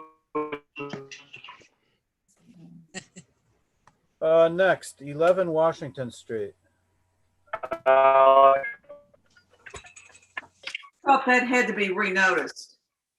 It does have to be renoticed, but we're going to open it so we can renotice it, right, Liz? Yes, it can be opened, but it will have to be renoticed for the next meeting, no matter what, so just don't close it. You want to make a motion to open it? Yeah, could I get a motion to open 11 Washington Avenue? So moved. Second. All in favor? Aye. Aye. Okay. There's someone to speak to 11 Washington Avenue. Yes, Yeah, Laura Laura's here. Tuman here. Laura Tuman, 402 Main Street, Sag Harbor. Okay. Agent for the applicant? You're not an attorney, are you, or are you? No, ma'am. Okay, can you Sir. raise your right hand so we can swear you in? Do you swear or attest to tell the truth, the whole truth, and nothing but the truth? Yes, sir. Thank you. Sure. Before we get started, I did want to mention that even though we do have to renotice it, the address on the agenda is actually incorrect. It is 11 Washington Avenue. Okay. So I don't know if that, I just want to, so we don't have to renotice it a second time. I just wanted to point that out. Got it. So what we have here is in the rear yard, there is an existing gravel pad next to the pool. The homeowner is simply requesting a change in the material, keeping the same size gravel pad and changing it to a bluestone patio. We're doing that for a couple reasons. One of which is to make it safer for him and his family to use. And secondly, we do not want to disturb the ground or the property at all. If we were to enlarge it or to make it smaller, there would be significantly more damage done to the property or noise or machines on the property. So simply what we are doing is just seeking to basically do an in-kind change replacement of what is currently there. I don't know if anyone has gone to the property. It is an extraordinarily tiny lot, burdened by a 1.7 acre lot. The house is very tiny. Basically, any change to the property or the house would necessitate a variance from the village. Would argue that there is no undesirable change in the character of the neighborhood, and it won't be a detriment to any nearby properties by granting the area variance. There's an existing gravel pad, as I mentioned, and we're just replacing the gravel with bluestone. There's no change in use of the area. There's no change in size of the area, just a change in material. We can not achieve this by any other means. The lot is so small that almost any change, as I mentioned, would require variance. The homeowner has 2 small children and would like his family to enjoy the poolside. I don't know if anyone has ever put chase loungers on gravel, but it's quite unsturdy. It is not safe. And so a flatter bluestone surface would be safer for the use of his family. The variance is not substantial. We think this is a very modest request, requesting 3.7 feet of side yard relief for this and a 3% lot coverage, not even rear lot coverage, just total lot coverage for the area. The proposed variance will not have an adverse impact on the physical or environmental conditions of the neighborhood. It's already kind of existing there, and it's just a change in material. So we don't believe that it would impact the neighborhood at any way negatively. And the alleged difficulty was not self-created. I would argue that the homeowner, who is a relatively recent new homeowner, did not do any of the changes to the property, did not modify the property at all, which would have required him to go in for any sort of variance previously. You know, he did not make any changes that would have affected lot coverage to the building lot or the envelope. So we think that this is a relatively minor variance request. Liz, can I ask you a question? Sure. Before we get into this? In the turn down here, this is saying that a 10-foot setback is required from the property line. But when we look at 60 Hempstead Street, the same thing is requiring 15 feet. This might be the whole 3/10, 4/10, no? Which is there's no change to accessory setbacks. That's only primary setbacks. The 4/10 rule. Really? Let me see. I just read it 5 seconds ago. Hold on. Okay. I think it goes back to the question of whether the patio is part of the pool or it's an individual accessory. And I was just noticing that on item 6, old business, that there we had that was a 15-foot requirement. Yeah. I'll have to double check it with the building inspector, Scott. Let's look. I think I just did the 4/10 rule on something, and I believe it's only for principal. Yeah, it usually is. Let me just check. So I saw something under it for accessory for 10 feet. I just add for the public record too, that the Let me look. reason for this is that the current gravel is permeable. It lets water through, improves Yeah. drainage. When you change to an impermeable material like bluestone, that's what kicks in the need for the variances. I just have to pull up the code. If you want to open it to the public or something, I'll look it up in the meantime. I'd also observe Guys, that can I just ask a basic question? If something has not been noticed properly, how can we have a hearing? Well, because the notice can be cured. So there could be a defect in notice, but there still could have been enough notice for the public to be made aware of it tonight. So I didn't know if people were going to come out in favor of this or against it tonight, but I wanted to make sure they had an opportunity to be heard. And then to cure any defect in the notice, because clearly there is one, we'll have to renotice it again for the next meeting. Okay. also, just for the record, that when you go from 25% to 28% in lot coverage, it's not a 3% increase, it's a 12%. It would be 3% if 100% was the measurement. I regularly bring this up, but it's not the right way to measure it to say it's a 3% increase. It's a 12% increase. I mean, I just in comparison, if you go to that 60 Hempstead Street, because we had almost an identical condition there where we had a problem with that 28% lot coverage number. You would eliminate the need for a setback variance if you put the bluestone patio between the house and the pool. And you could just leave the gravel there and not change anything, because the gravel patio that exists doesn't count for anything. But if the bluestone went between the house and the pool, you could eliminate the setback variance. You still would need a coverage variance. That's a good idea. But perhaps the bluestone could be smaller than 10 by 24, and that would also reduce lot coverage that was needed. Right. I think the homeowner did not want to change the location, leaving the gravel pad there. I think the homeowner was looking for the least disruptive option. If you were to put any sort of patio behind, between the house and the pool, it would kind of take up it. I don't know if you've been to the property. It is so extraordinary. We visit properties as part of these meetings, so we've been there, and that's what struck us immediately. Scott, of course, you're right about the code. It's only principal setback. So you're right. It's the 15 feet. The contralateral side is grass, and you were concerned about chairs and so forth. You have grass on one side. You could put grass on the opposite side and not have a variance. So you're suggesting removing the gravel pad entirely and going back to a grass? Well, you had indicated that there was difficulty in lounges and so forth.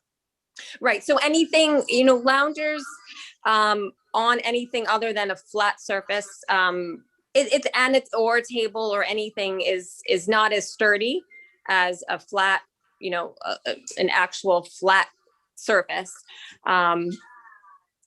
Unfortunately, we tried to the existing. I don't know why 10 by 24 was chosen by the prior homeowner. But when you map out the size, we looked at the size of a Chase lounger. Chase lounger is 7 feet wide, 7 feet long. And I did map it out, and they're about 24 inches wide. So if you have 4 members of your family and you want to line 4 up directly next to one another with 3 feet between each one for safe passage, and maybe 1.5 feet at the tail end and at the tail bottom. That is kind of the layout that we are looking at placing 4 lounge chairs. If you were to decrease it much, anything else, the loungers would be off of any sort of patio or even the gravel, if you were to lessen it. You correctly observe that this is a very, very small lot, and sometimes that means that you can't fit in everything that you might want to fit in. on that lot. And we're just trying to give you some advice on Right. ways that you could reduce the variance, especially if there's a mistake in this, and instead of the setback to the proposed bluestone is not 10 feet, but 15 feet, and you're only 6.3, it means you need a variance that's more than 50%, and we might be unlikely to grant that. Can we get a determination on the 15 feet? Is that, Liz, is that definitely? I'm gonna have to confirm everything with the building Okay. inspector. It has to be renoticed anyway. Okay, great. So if I would consider Tim's idea, though, of putting a bluestone area between the pool and the house. I would too. I think that would be received much more favorably from the board. So I concur. Let's see if there's Because anyone- we already, just so you know, we already on that 60 Hempstead project, they wanted to do the same thing and we already told them they couldn't. I'm correct on that, right, Tim? That's my memory, yes. Yes. Let's see if there's anyone from the public while we have this open. Is there anyone from the public that wants to speak to 11 Washington Street?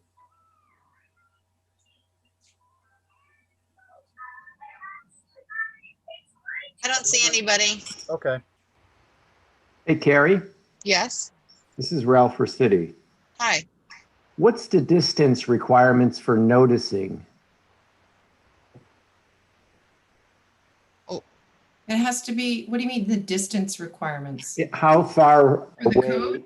Yeah, I guess, I can tell you. is it 150 feet or 200 feet for Oh, distance? for A or B, it's 200 radius, but for the ZBA, it's adjacent properties. It's just adjacent. Yes. Okay. Is adjacent properties that would an adjacent property? Well, I guess the other question is if property is across the street is Excuse me, considered could you, adjacent. if you're going to testify on this, could you identify yourself for the record? Sure. He needs to be Well, sworn. I don't think And we have to swear you in as well. I'm going to testify because Carrie just answered the question that. Okay, all right, then we'll just leave it at that then. Thank you. Yeah, sure. So And again, this, we do, since this has to be noticed, we not send 5 letters to the homeowners because the public notice had an incorrect address for it. So we did post the property, but because we do have to renotice, we do have to send the letters to the abutting property owners. And well, in the meantime, will you discuss these suggestions that we've made? It sounds like we're not going to take even a straw poll tonight, but it sounds like we're a little hesitant to grant this variance. And if your client was willing to make some changes, it might help the situation. Okay. Okay, yes, I would have to see if it could, because I think the size is also important because the homeowner does want to place the 4 loungers on. Sometimes you can't have everything that Of you course, want. I understand. All we want for you is to discuss with the homeowner and give them a sense of what you heard from the board tonight, if you would. Okay, sure. Okay, so could I get a motion to adjourn 11 Washington Street until our next meeting? So move. Second. All in favor? Aye. Aye. Thank you. 7 Cadmus Road. Mr. Chairman, I would like to recuse myself. Okay, thank you. Doesn't this one need to go back to the building official for clarification or not? Yeah, Yes, we emailed them. this, there's some confusion in the setback for the pool. Should we open this and hear testimony or just? Yes, Or, okay. we should. So can I get a motion to open 7 Cadmus Road? I so move. Second? Second. All in favor? Aye. Aye. Who second? I did. I did too. Okay, 7 Cadmus Road. Is there Hi, someone? all. Will Gothi here. I'm the architect for the homeowner. Okay, I need to swear you in, please. Could you raise Yes. your right hand? Do you swear or attest to tell the truth, the whole truth, and nothing but the truth? I do. Thank you. And now, could you give us your name and address? Yes, my name is Will Gothi. My address is 41 North Main Street, but the address of the property is 7 Cadmus. Okay, proceed, please. Sure. So what we have here is an inherited difficulty. This property, I don't know if you guys are familiar with this property in particular. Yes, we've been there. We've been there. So we've got an extremely small property, extremely small setback, and when you exercise the 2 front yard setbacks that we have, as you can see here, this dashed line here illustrates the setbacks as enforced. This gray outline here is the existing home, of the existing footprint of the existing home.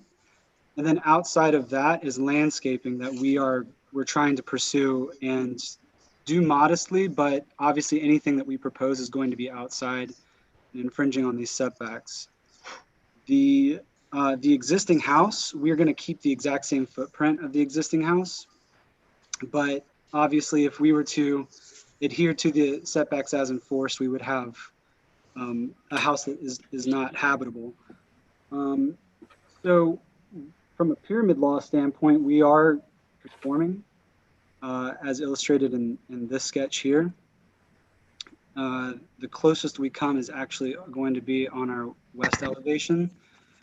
Again, we're staying within this exact same height constraint of the existing residence and the exact same footprint. What we're doing is making the lower level habitable so that you actually have egress from the bedrooms below. So that's the purpose of this retaining wall. That's essentially providing an egress path around the property, as you can see here. And then this area here is the pool area. Now we're trying to keep the pool as modest as we possibly can. It's only an 8x16 pool, but it is something that is characteristic of this neighborhood, and we want to elevate the aesthetic of this home. A lot of what we're doing is not necessarily, it's not creating any undesirable change in the neighborhood. In fact, what we're trying to do is take this property, which is falling apart, and bringing it up to code and making it of the same character of its adjacent neighbors. I'm open to hear comments from the board. Any questions that you may have. I mean, this is a tricky situation, so I guess we're all in this together.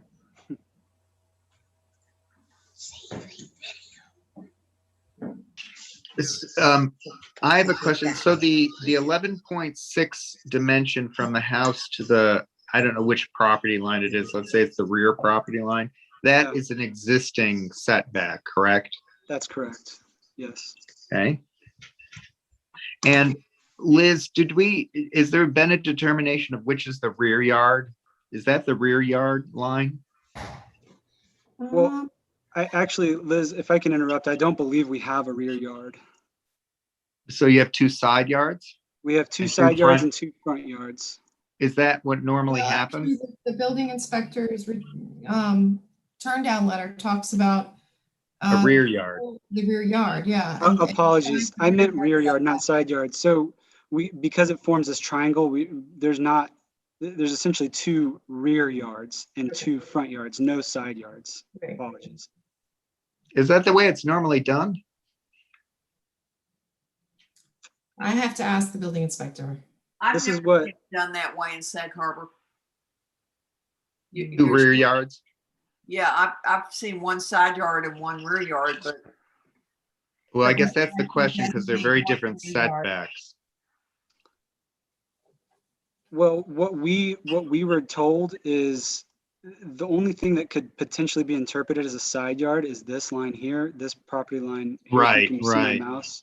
Yeah. And even if that were a side yard setback, doesn't help you. It wouldn't help, or it wouldn't affect us in any way. This rear yard, which is the most restrictive, and the front yard, which is the most restrictive, that's what's confining us. Well, unless you interpret it a different way and say that's a side yard. Right. If it's a side yard, then we're still kind of having the same conversation because we can't. No, but the setbacks gonna are get- very much smaller for side yards It's 15 feet. instead of 30. Right. Yeah, we Yep. need to have the building inspector clarify that. This is a conversation that was had with the previous building inspector. I realize hands have changed, but yeah. And the turn down is written by Mr. Esposito, the new building inspector. So Okay. We're asking because the way this describes it, On 3 cases. a 10-foot setback for the pool and a 30-foot setback is required. And the house in the rear is very close to it, and we would be unlikely to grant that. But I also question that because the normal setback for a swimming pool from a rear yard is 15 feet. Why is it 30? Is he considering it part of the principal house? because it's connected, we have that question already posed to him. He just hasn't had a chance to answer it yet. Okay. I just asked him. Okay. Yeah. So maybe we should leave the pool out of our discussion tonight and see if there are any other questions from the board on the other variances that are needed. I mean, I don't have a problem with the house No, I per don't either. se. I don't I don't either. have a problem with the egress from the basement, that setback.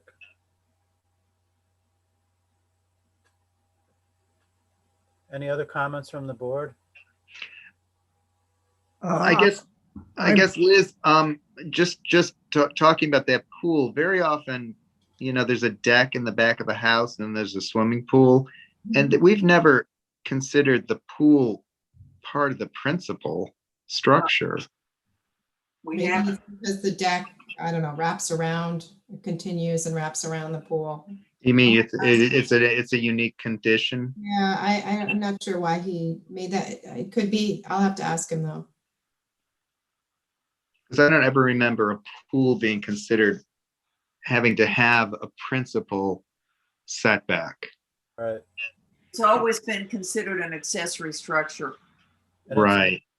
It's also, and it's a ground level masonry patio, not even a raised deck. Right, exactly. It's not up in the air. Yeah.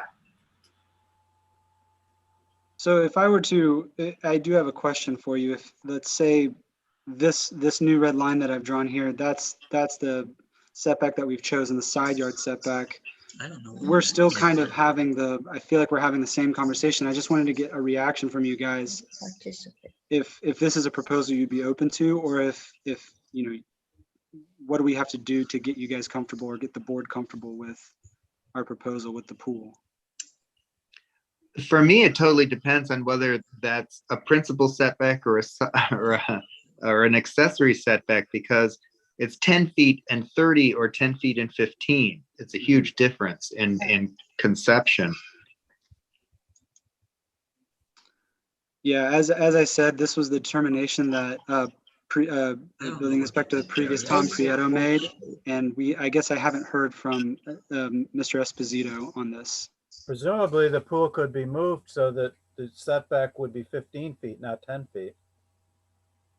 Right. I mean, you could move it a little bit toward the house, and it could be a little bit narrow. I know it's not very wide, but I was Sag Harbor thinking of pools. towards Cadmus Street. Right, exactly. Cadmus Yes. Road. Yes.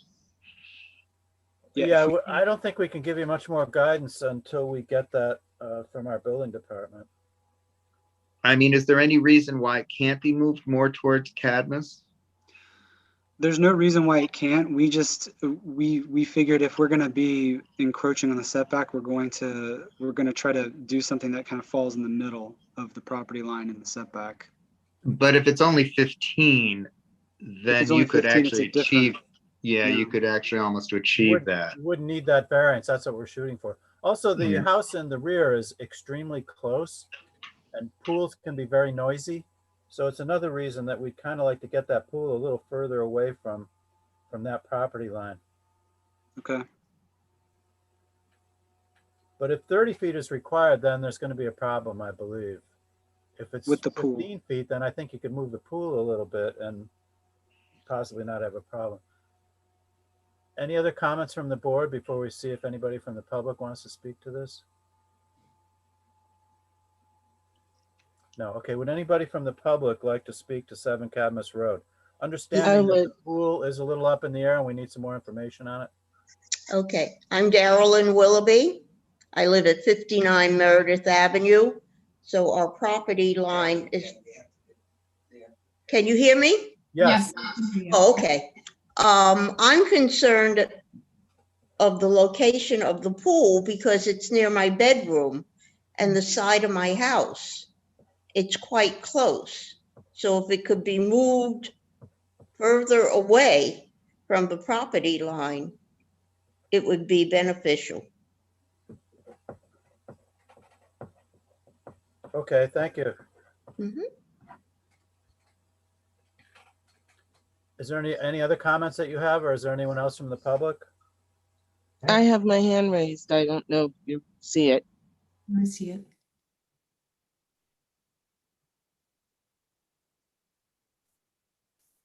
Who do you, how does this work? I'm sorry. Is that Do I Ms. have to be Sims? called? Is someone gonna call on us? Mrs. Rainford is, has her hand raised. Yeah. Okay. She has to be Yes. sworn in.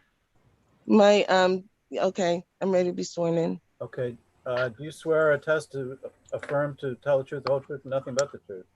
Yes, I do. Okay, and could you give your name and address for our record? Thank you. Yes, Anita Sims Rainford, and my address is 35 Cuffy Drive. Okay.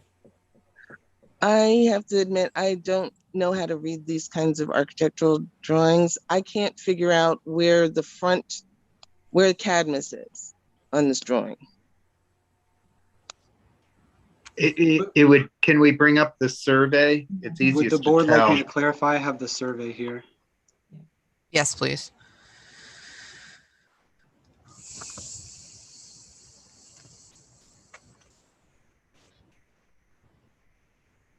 This here is Cadmus Road.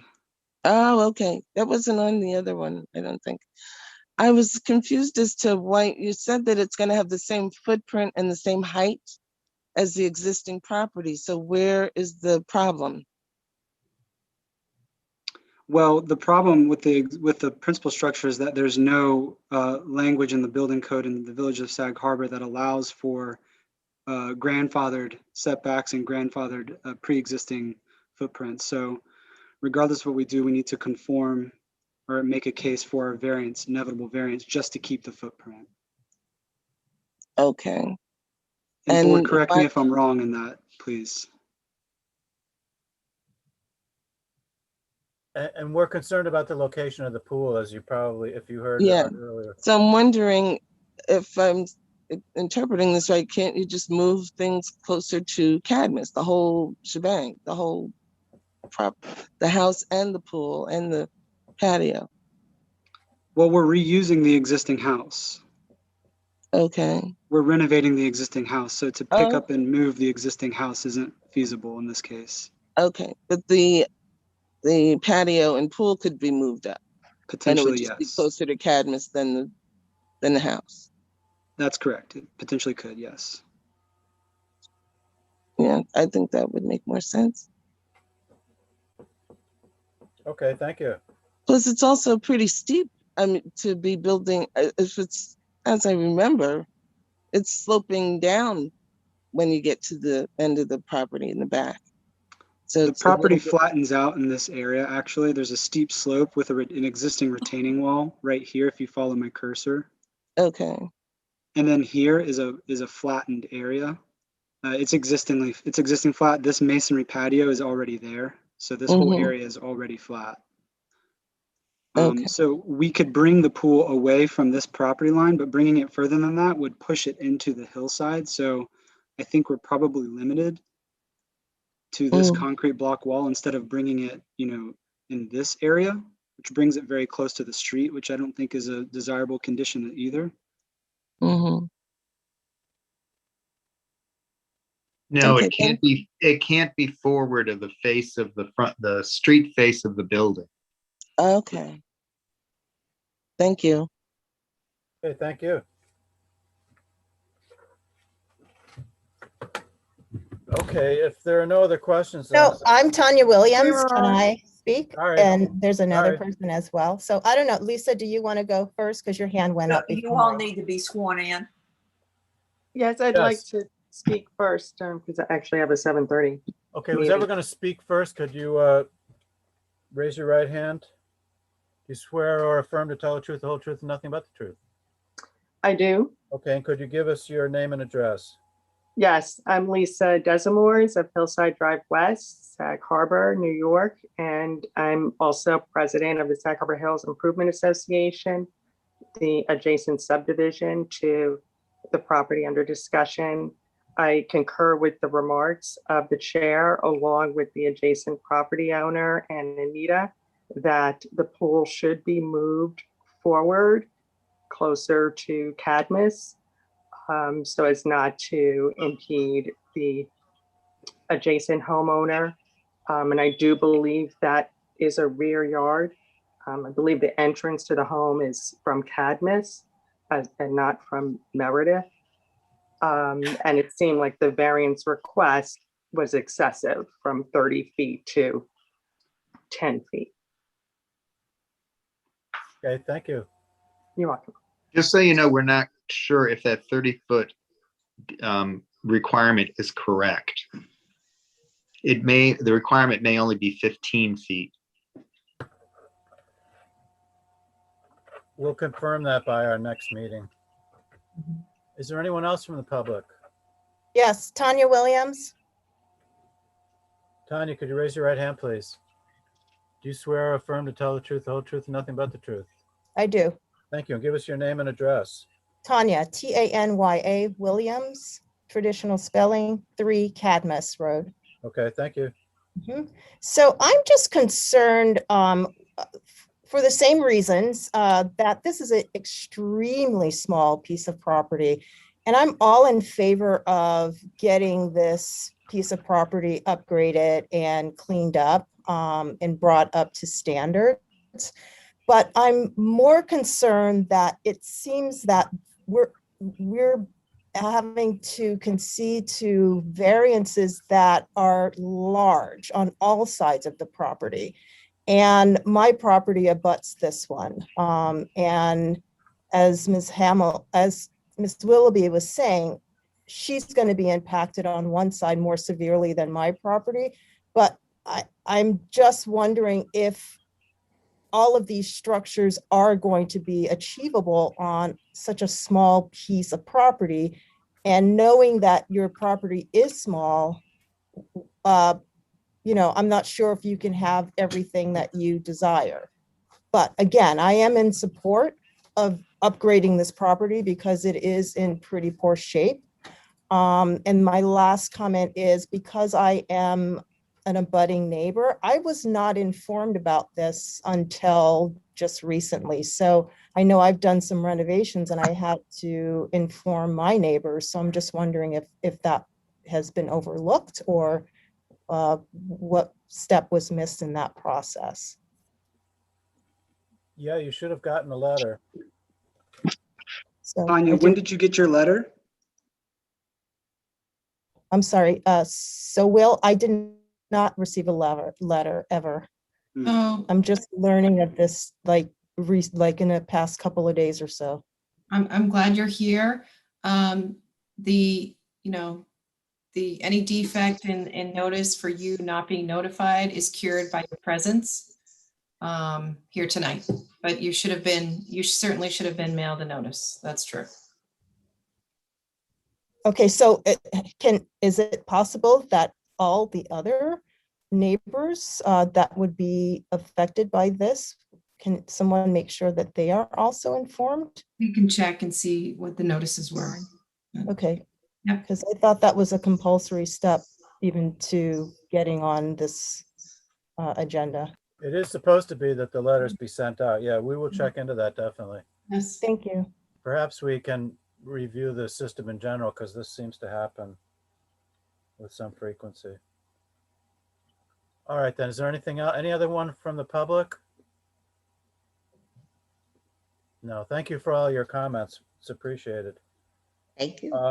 So we have to confirm some things at our end as well. So, and the applicant will consider the ramifications of moving the pool a bit, assuming that it's a 15-foot setback, not 30. If it is 30 for some reason, we'll have to have a pretty serious discussion about it. So could I get a motion to adjourn 7 Cadmus Road until our next meeting? So moved. A second?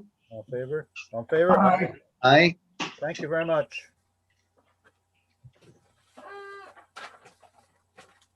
All right, could I get a motion to open 33 Henry Street? So moved. Second? Second?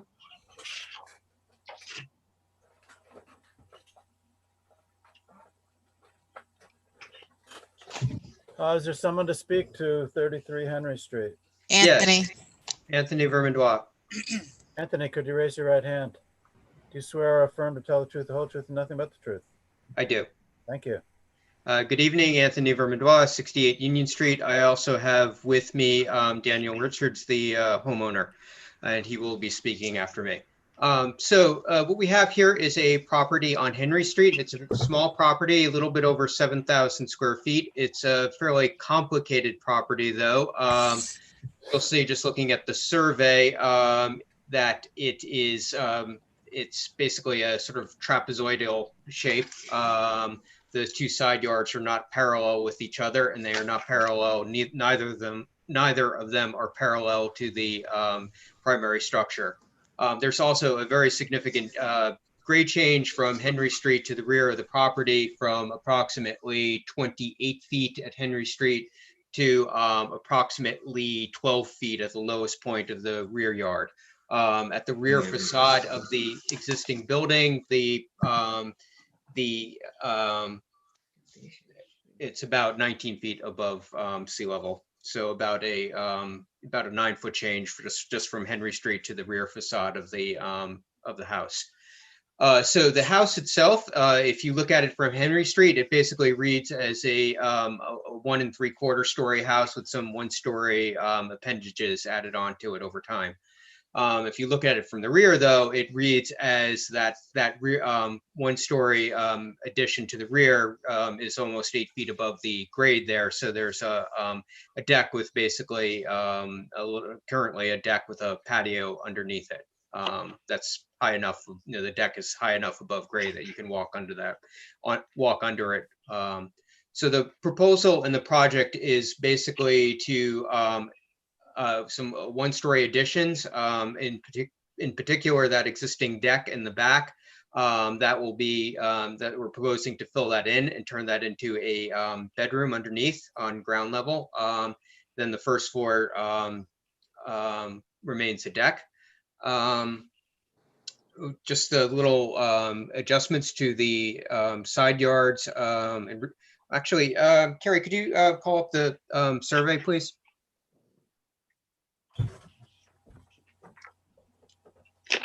Carrie seems to have disappeared. Do you have the ability to pull up a survey from your end? No, I do not. I'm doing it now. Oh, okay, thank you. Sorry. That's all right. You might want to have that as a backup going forward. Okay.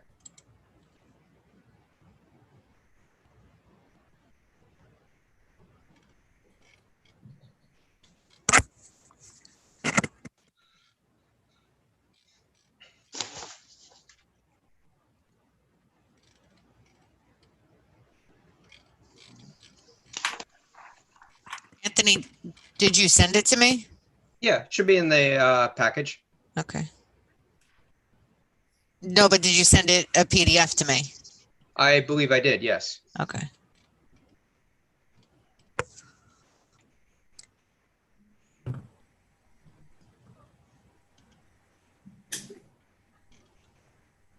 Let me see. I mean, this was submitted, a few months ago. It kind of got caught up in the, the changeover with building inspectors and the application process. So, frankly, it's been a while since I handed everything in. Hmm.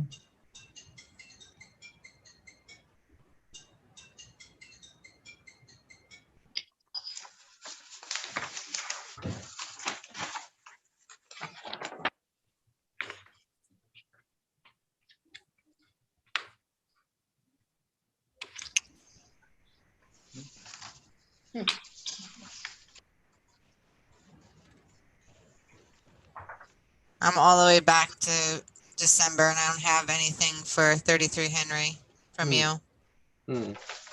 I mean, I could send it through right now. What is it, Anthony? Maybe we don't really need it. It's the it's the should have survey. it. Yeah, you should have They the. have it in their packet. Yeah. Yeah, we have it. So. Okay. I mean, I think I can talk you through it. It's you know, so basically we're looking primarily here at side yard relief on the west side, where 10 is required because of 4/10 relief. We're looking for, I believe it's 8.8 feet. No, I'm sorry, 8.3 feet.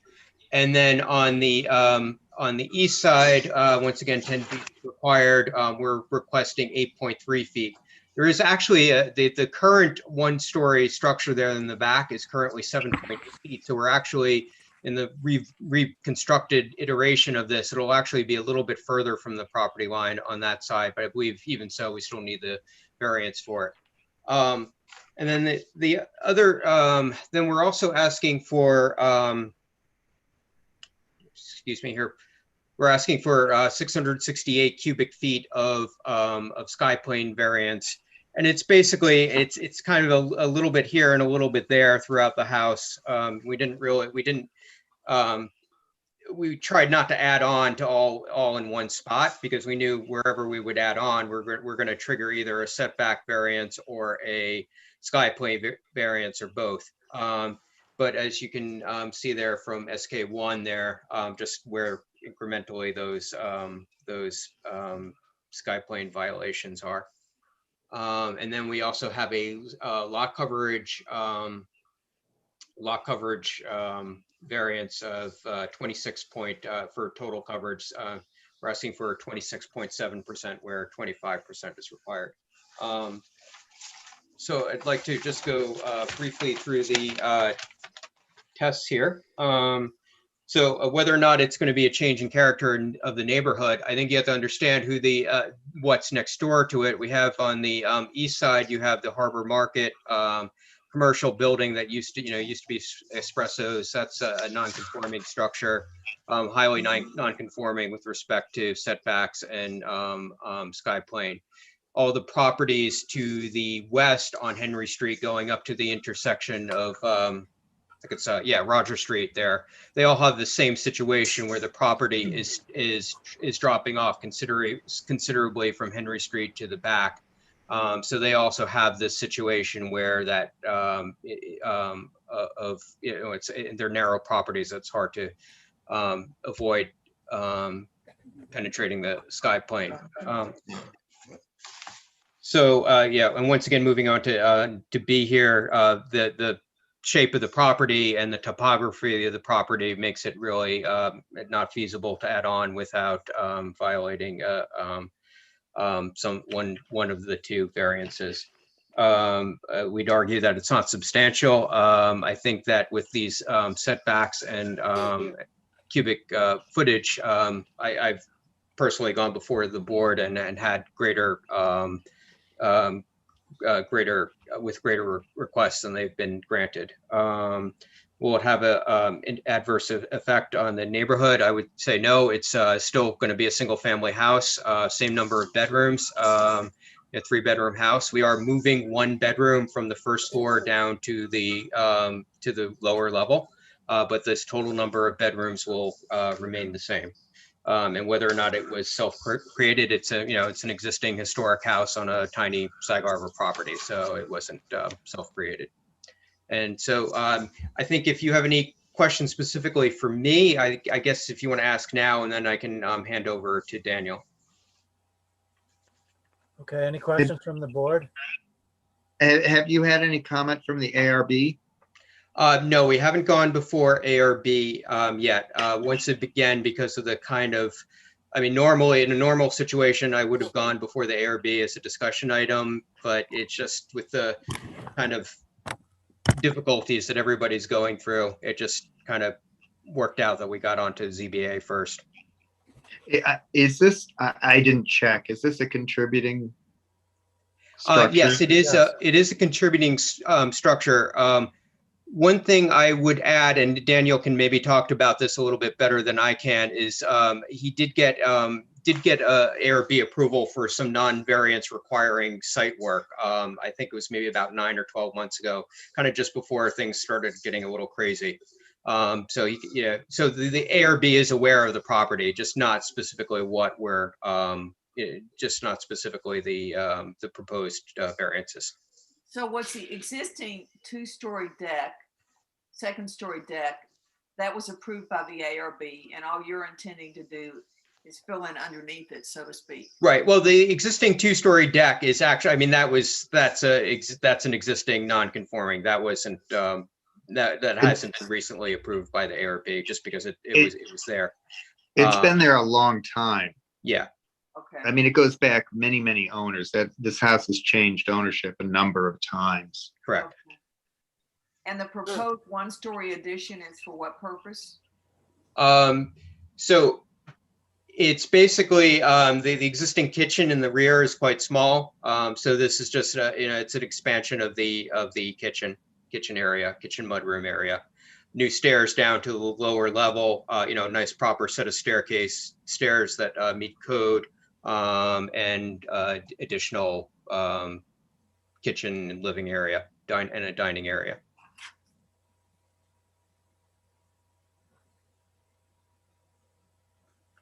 Any other questions? Is there a reason? I was just looking at the plans. I noticed that the stairs are separated, which is nicer, but is there a reason that additional space is there other than just for, I mean, because the setback could be lessened by a foot or 16 inches or whatever that dimension is? Is that possible? I'm sorry, maybe I don't. What plan are you looking at? The basement in the first floor plan is the new staircase to the basement. It's a switchback and there's a space between. They're not next to each other. Oh, okay. Yes, I see. Yeah, I mean, I think that was just to make it a little more elegant than a tighter staircase. But there's sort of a finite amount of room we need there for the powder room as well. Could reduce it, just to answer Scott's question. Yeah, Right. I mean, I think that's something we could look at. Yeah, because it would reduce at least by a foot. I mean, we're talking about tight setbacks. Yeah, that was the only thing I noticed. Okay, do you think that's something that you'd be willing to do, Anthony, or discuss it with your client? I will discuss it with my client, and I think he'd like to speak now. Okay, then we'll turn to the public. Hi, this is Daniel Richards, the owner at number 33 Henry Street. Okay, Daniel, we have to swear you in. Could you raise your right hand, please? Do you swear or affirm to tell the truth, the whole truth, and nothing but the truth? I do. Thank you. So following on from what Anthony had said, I agree with what the board has suggested in terms of narrowing up the internal staircase.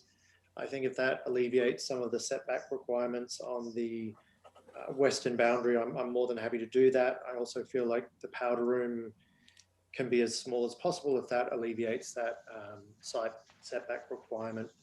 The only other thing that I wanted to mention too, we presented the plans and the surveys to all adjoining neighbours.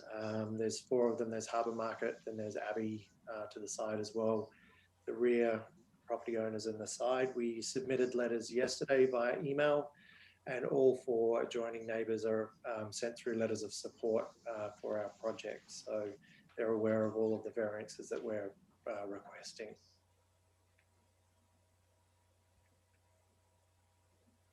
Okay, thank you. Any other questions for the board, from the board, before we go to the public? No. Is there anyone from the public that would like to speak to the application for 33 Henry Street?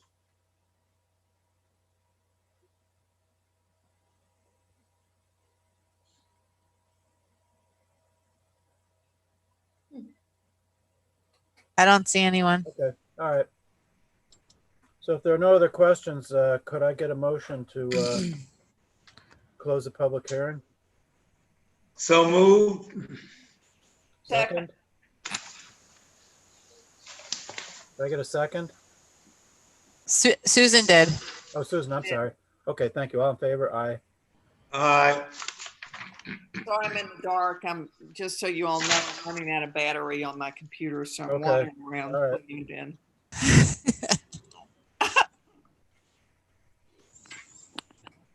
So I think especially with the reduction of that space and the stairway being moved in, the side yard variance gets reduced. For me, Yeah, this, one thing I would add to that is in doing that, coincidentally, it'll actually reduce the sky plane variance and the lot coverage as well slightly. okay, that's great. So I think it meets the 5 tests, Scott. I'm fine with it if that change is made. So what will the procedure be? They'll resubmit that prior to, Prior, yeah, it has, the survey has to be submitted prior to your written decision, so I can reference the correct survey in the decision. I don't want there to be any question. I can get my plans adjusted by the next hearing. I can't speak for the surveyor, but we'll do our best to get that for the next meeting as well. Alex, any comments from you on this one? You're muted. No, I'm okay with it. Okay. Ham? I'm okay with Scott's Yeah. suggestion. And Susan? I'm okay as well. Okay, and I as well. So, you know, I think when we make those adjustments, I think you get an indication that the board would be favorable to granting the remaining variances. So if we can do that for our next meeting, I'd ask for a motion now to adjourn this, come back to us, and then we can get it settled at our next meeting. Okay, great. Thank you. Okay, could I get a motion to adjourn to the next meeting? a second? All in favor? Aye. Aye. Okay, thank you. Thank you. Well, that brings us to an end of the end of our new applications. And so we have 2 decisions that we will move to. Liz, could you review Craig Rhodes, 15 Howard Street? Yes, thank you, Mr. Chairman. So this is an application to elevate and screen a portion of an existing deck to create a screened-in porch in the backyard at 15 Howard Street. The subject property is comprised of 5,852 square feet located in the R20 zoning district and is non-conforming with respect to lot size. The applicant seeks to screen in an already existing deck so the footprint of the house will not increase in size. The proposal requires a pyramid variance in the amount of 300 cubic feet and an increase in lot coverage of 6.6%. Based on the evidence in the record and the facts set forth in the written decision, the board finds that the 5-part test is met and the benefit to the applicant in granting the requested variances outweighs any detriment to the community. Thus, the board hereby grants the variances as set forth in the written determination. Okay, may I have a motion to grant the variances just described by our attorney for 15 Howard Street? Second. All in favor? Aye. Aye. All opposed? There are no opposed. Next, 156 Main Street. This is an application to construct a detached garage on a 7,863 square foot parcel in the R20 zoning district. The property was granted a variance for pyramid relief in November of 2019 for a renovation to the main residence. Originally, the applicant proposed to construct the garage in a location that required significant setback relief and pyramid relief because it was only 2 feet from the property line. After hearing feedback from this board, the applicant moved the proposed location of the garage to be where an existing cottage is located in a more central location on the property. As a result, the applicant eliminated the pyramid relief requested and only requires side yard setback relief of 0.6 feet and 3.5 feet respectively. Thus, for the foregoing reasons and based on the findings set forth in the written determination, this board hereby grants the variances requested in the amended application as set forth in this decision. Okay, may I have a motion to grant the variances just described by our attorney for 156 Main Street? So move. Alex, okay. Do we get a second? Alex seconded? Second, Alex, yeah. Okay. All in favor? Aye. Aye. All opposed? There are no opposed. All right. Sadly, may I make a motion that we adjourn our meeting? Sadly. I'm sorry, I have April 20th. I'm sorry, this is Anita Rainford. I had a question. I just want, by the time I figure out how to raise my hand, you'll be out the door. I want to go back to what Tanya Williams was talking about with being notified about zoning board variances. I've seen the house next door to mine went up and I never knew a thing about it. And no one can claim that they don't have my correct mailing address because it's been the same since the house was built. And my tax bill always seems to find its way to the right place. So I don't understand why zoning issues are not following the proper protocol. We don't understand either, and we're definitely going to look into it. If you Well, tune it's in at our also next very- meeting, Are you if saying tune in you at our were next using meeting, I'll this up- try to have a formal statement on what, if anything's gone wrong in the past and what steps we're going to take to make it better in the future. Thank you. I would appreciate it. Also, as a member of the Azure S property owners, there's been a lot of shenanigans going on with the property adjacent to our parking lot, and we're not notified. So it's Well, not. if there are no zoning variances required, there's no notification, correct, Liz? Correct. The notice that's required is in section 312.3D. And you can see it's supposed to be sent to neighboring property owners. And you can Right. take It's not happening. it's complied with. Let me Then do What happens though is that the notices are put in the mail, and the whoever drops them in the mail signs an affidavit that they have done that. When it gets into the mail, who knows what happens with the way the mail is now, unfortunately. Yeah. It also has to be posted and it's in the paper. 2 weeks to. Well, I live in New Jersey, and my mailing address is New Jersey, and I have no, and I was the president of the Property Owners Association for probably about 6 years or more, and I've never seen any notice about properties adjacent to various properties in our development. So No, that's an overstatement. everybody wants to go home. I know of people receiving notices, but as I said, let's put this off to the next meeting. We'll try to get a formal statement. I have heard other reports of people not getting their notices, so let us look into it. It's definitely not. I will tell you, excuse me, I'm the secretary, and I will tell you that the applicants have to submit proof of posting, an affidavit, and they send us receipts of where the certified mail has been sent to. Right. Do you have records? I'm sorry to interrupt. Yeah, that Do you should have be- records of people who have been notified? Should that be the understanding? Yes, Yeah, you can look, FOIA this the is not- property. I'm sorry, but we entertain your question. We've adjourned the meeting. This really isn't the right venue to do this, but we will take it up after we've looked into it at our next meeting. I appreciate your comments on it and Thank you. bringing this problem to our attention. Thank you. So let's continue with our motion to adjourn for tonight. Second? I second. Scott Who made seconded the it. motion?